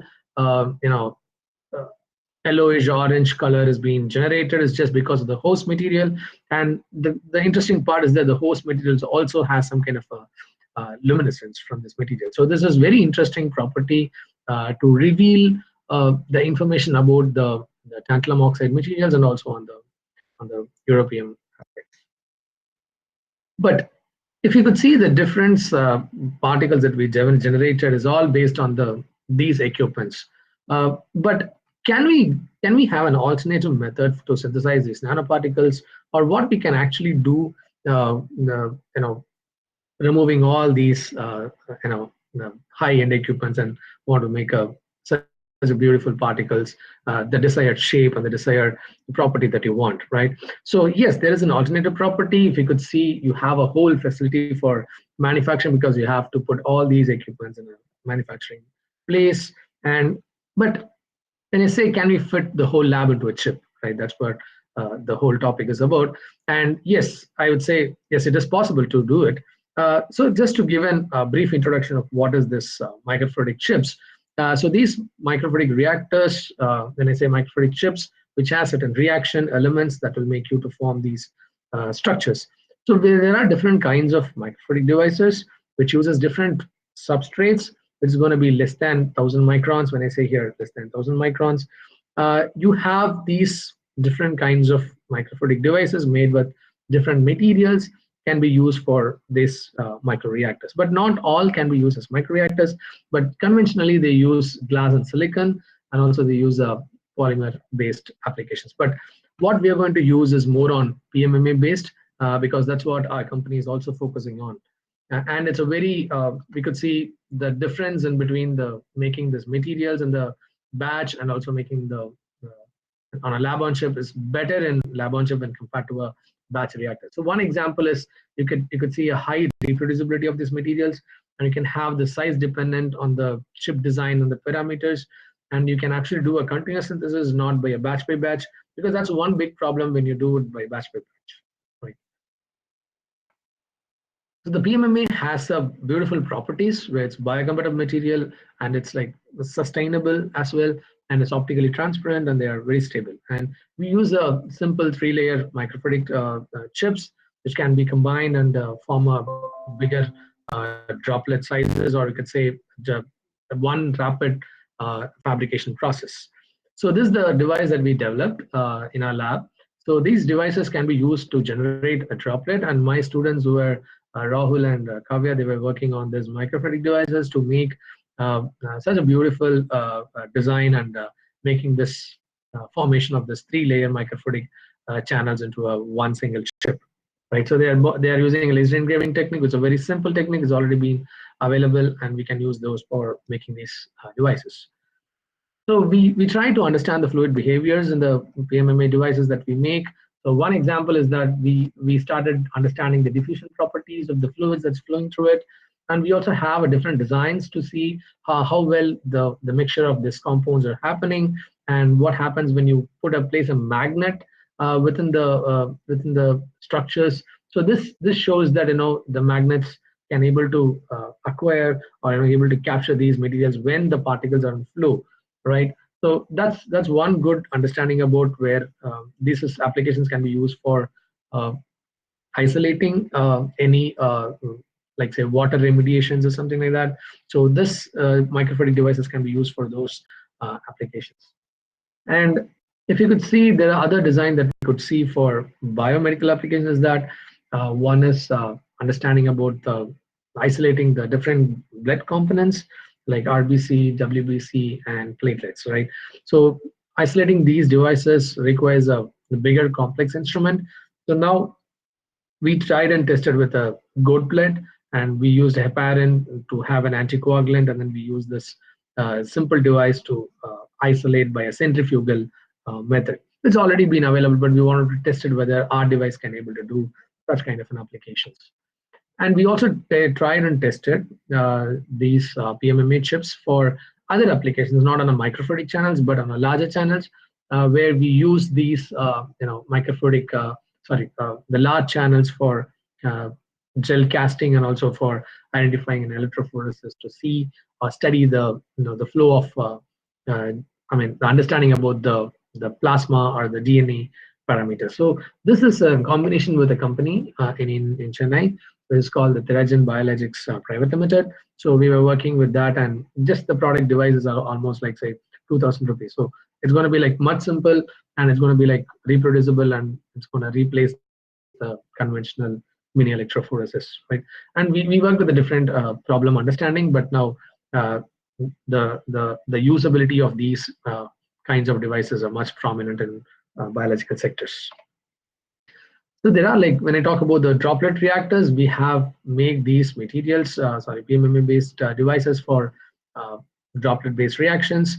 But the key considerations to have this or develop these nanomaterials are requires an inlet and outlet, and you have a microchannel. So whatever the designs that you could see in the previous slides is all based on this. So you need to have an inlets and you should have an outlet, and you can have create the specific environments that you wanted to bring in inside the channel, so that you make that specific property, like you want to mix it, or you want to stir it, or you wanted to like say you want to coagulate things, or you want to add more reagents to it. So these are all can be doable with these inlets and outlets. So the nanochemistry requires three different perspectives. One is you should know the basic understanding about how nanomaterials can be developed, and what kind of chips and how many number of inlets are required, what type of reactors that you need to add to it, so that when I said you wanted to have an sonication, you know, do a centrifugation. So this all depends on what kind of a chip design and what design that you want to add to it, right? And then we can think about whether you want to go for a sensing applications or a separation or a diagnostics application.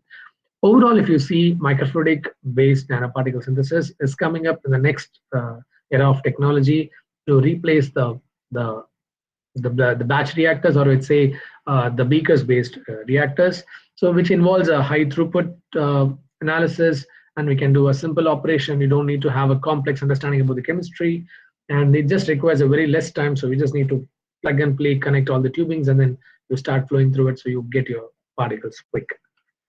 So there are different design considerations, I would say. You wanted to come up with modules to mix, or you want to have a segmented flow, you want to come up with a gradient measurements, or you want to create a droplet. So even the droplets can be defined or developed in a different methods. So when I say a continuous laminar flow, segmented flow, and droplet flow, so all these things comes into different applications on how these reactors designs can be used for a specific replacement of the system.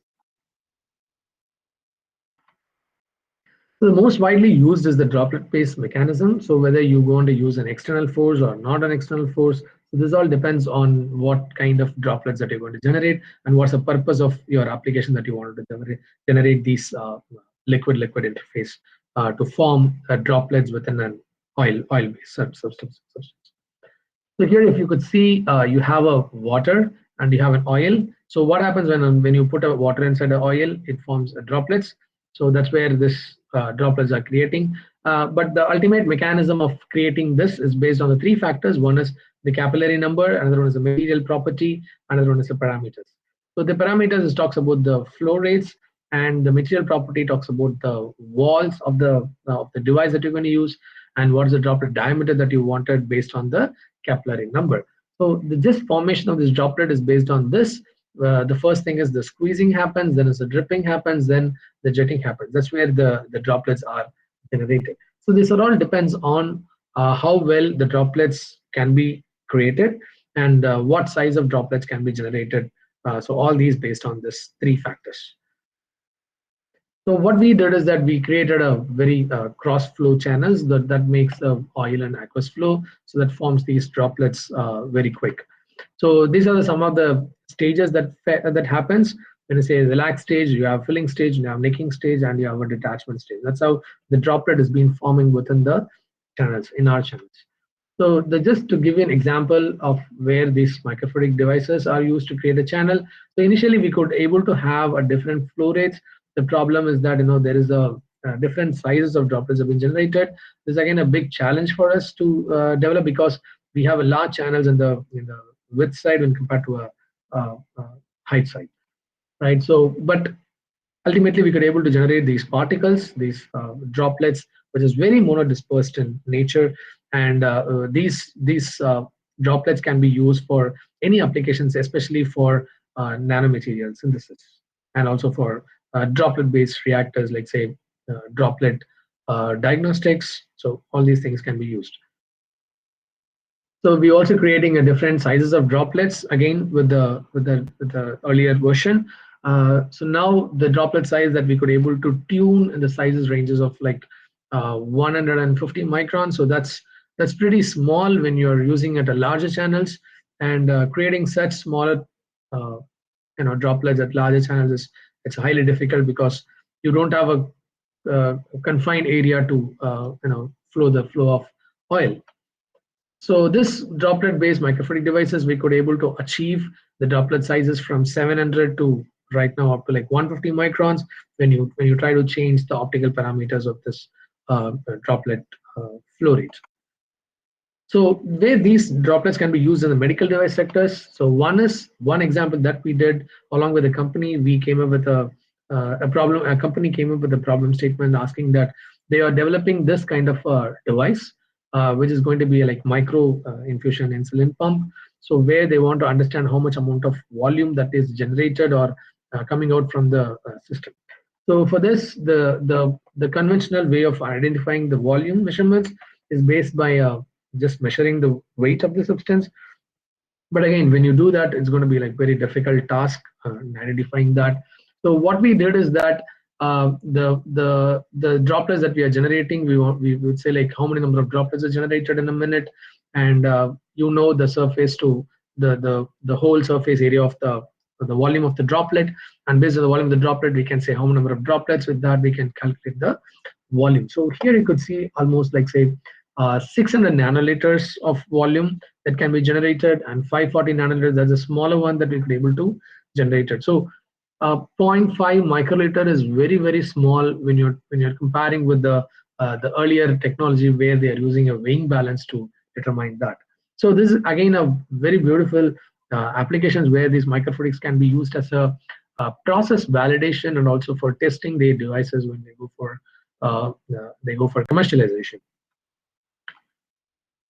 There is other factor where microfluidics can also be used in a bioprinting, where we have come up with a problem statement where the cartilage printing is going to be like very complex environment, but current problem is that creating such kind of a challenging and complex structural arrangement of these cartilages is very tough. So what we try to do with that, we came up with a plan of creating a microfuse bioprinters. So these are all uses of microfluidic devices to create a structural different complex structures environment. So we use this conventional 3D printers to create a simple alginate threads. So we use 3-axis stage, the Ender company, the 3D Ender company. We are incorporating this microfluidic devices, and then we started injecting these materials through the microfluidic devices, and we could able to print certain thickness or certain regions of filaments that we could able to do. So this is going to be like a very layman, it's a very preliminary data that we did earlier, but now we are working at a very larger scale to come up with an bigger parts. So with that, we started a company, Acrofluidics Innovations. Is basically a combination of two words, which is like acrylic and microfluidics. So that's what we came up with, Acrofluidic Innovation. So we are trying to produce a solution for the medtech devices, and two of my research scholars were working under the company, and now they are building more products on, and they're doing a lot of R&Ds in these microfluidic devices. So with that, we initiated some kind of a funding with around like 2.5 lakhs from SRM Institute. With that, now we got a 6 lakhs of Nidhi Prayas grant, and now a company that has been now coming up with collaborating with us to commercialize these microfluidic devices for their applications and also for commercializing for different R&D sectors. So with that, I acknowledge all my the companies that are collaborated with me, and the different universities across the world, and also the incubation centers and my team and Slab. And I also thank my mentors who have been constantly supporting me for making me to be as a researcher, and thank you for that. Thank you, sir. Thank you, sir. Thank you for your valuable session, sir, on the microfluidic in biomedical engineering, sir. Any questions? Like I can answer. Participants, if you have any doubts, kindly ask to the sir or put it in the chat box. I know it's a little late. I think it's Yeah, very difficult yeah, for people to yeah, ask sir, yeah, questions. sir, yeah. Yeah. I think no doubts from the participants, sir. Thank you so much for your acceptance, sir. You are waiting for a long time, sir. Thank you, sir. Thank you so Yep. much, sir. Thank you. Thank you. Thank you, Adina Pandian Company, Adina Pandian, and the organizers who constantly active for being in this session. Thank you. Thank you so much, sir. Next, I would call upon Dr. S. Adinamilagai Pandian, sir, CEO of Adina Pandian Private Limited, to give the valedictory address of the conference.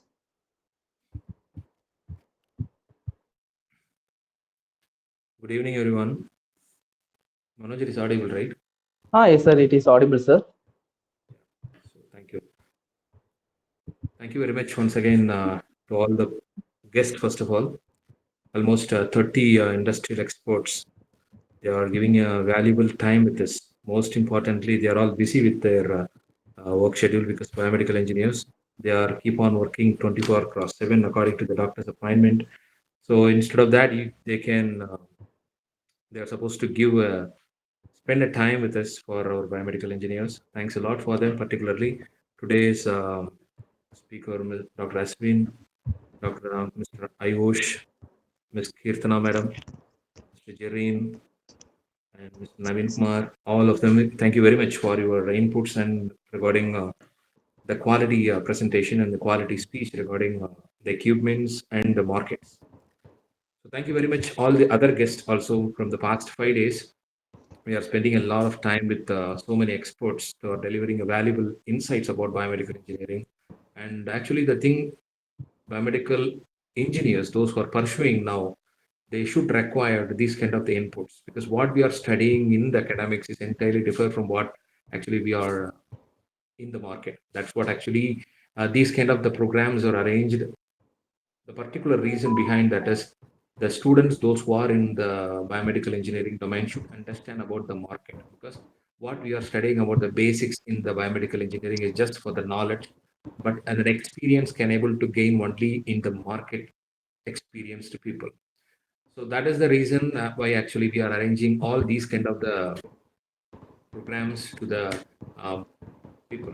And most importantly, thank you very much for Selvati Madam and Madan Kumar sir for the continuous presence here. And because got an input, some of the days I couldn't able to attend, but I got an informations from my team. Your presence give a great impact and insights of it. Thank you very much. I hope so. Our organizing committee, Mr. Manoj Kumar, then Sudarshan, Mohammed Sagil, Priya Shakti, Dhanushya, all my team. I would like to thank to arranging these kind of the events to the audience. One more thing I would like to share here is all the 6 days programs are available in our YouTube channel. Those who are all missed out any of the speakers insights, you can able to check it out in our YouTube channel. Each and everyone's thoughts and each and everyone's presentation, each and everyone's about the biomedical market is really a great inputs. So even though the audience, because of the timing, as Ashwin Shah said, because of timing, many of them are missed out, and because of the scheduling in their personal scheduling, somebody of them are not possible. The possibility is very minimum to attend it. So those kind of the peoples, we are having a recorded session. All the 6 days are recorded completely. So most probably in Monday or Tuesday, all the six programs and all the 30 guest speaks and their thoughts will be available in our YouTube channel in the separate playlist, that is South Indian Biomedical Industry Conference. So you can able to use that and instead of sharing the PPTs, you can straight away you can get the inputs from the particular experts. Thank you very much. And one more thing, I feel very proud. This is the first South Indian conference we are organized by an industry to call upon almost 30 industrial experts. I hope so. This particular session will be a great inputs for academic peoples, students, and the faculty members. Thank you very much. Not but not last but not least, there are so many programs are waiting for you. And today we launch our International Hovias Biomedical Association website. Already we have biomedicalinternship.com website. All these things, we are making a pathway. We are not following any path. We are making a pathway that aspects we are very proud and we are very lucky that our team gives a greater inputs to making a path for outcoming biomedical engineers. So once again, thank you to all the guests because it is not because of a lot of almost we crossed 10 o'clock.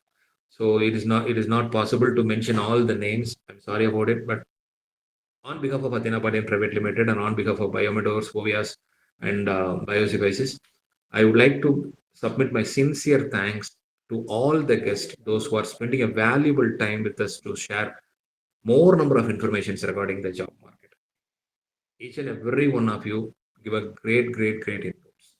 Thank you very much. Thanks a lot. Have a great day. Thank you.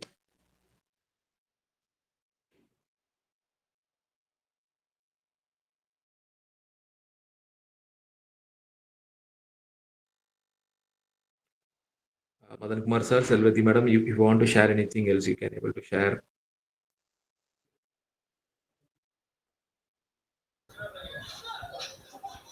Yes, sir. I will. Yes, actually, this 6 days program, I missed 1 or 2 sessions, but that will be available in YouTube. Means it is very happy to me. That may be used by our students also. Uh, I think you are right. Due to timings only, many of the students, due to their academic schedule only, many of the students are not attending from our side. But I am allotting all the times to your activities, including this. Actually, because of this one, here in this all 30 members, some of the things are recalling session, but more than 60 percentages are new thing to me also. Even though I am working on this, many of the things are new things, particularly the regulatory affairs and quality control. Yeah, that is the new to me. I am also planning to give some lectures to our students.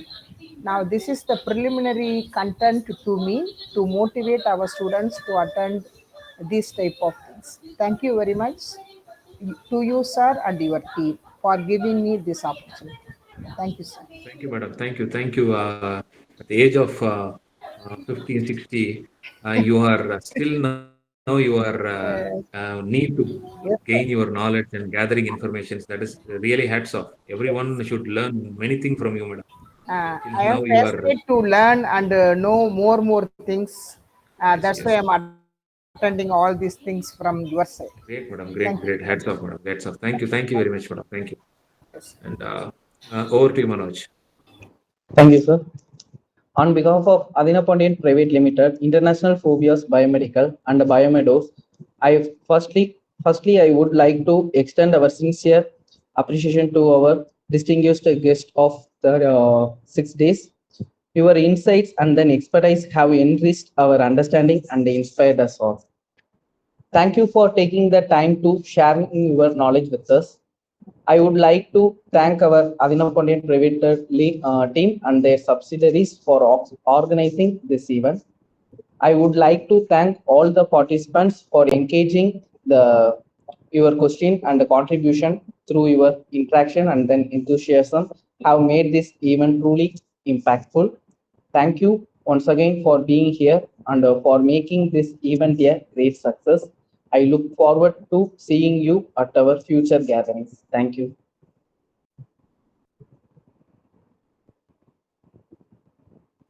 Avinash Jitendra Avinash. I'm right? You are Jitendra. Is it Avinash? I'm right. I'm sorry.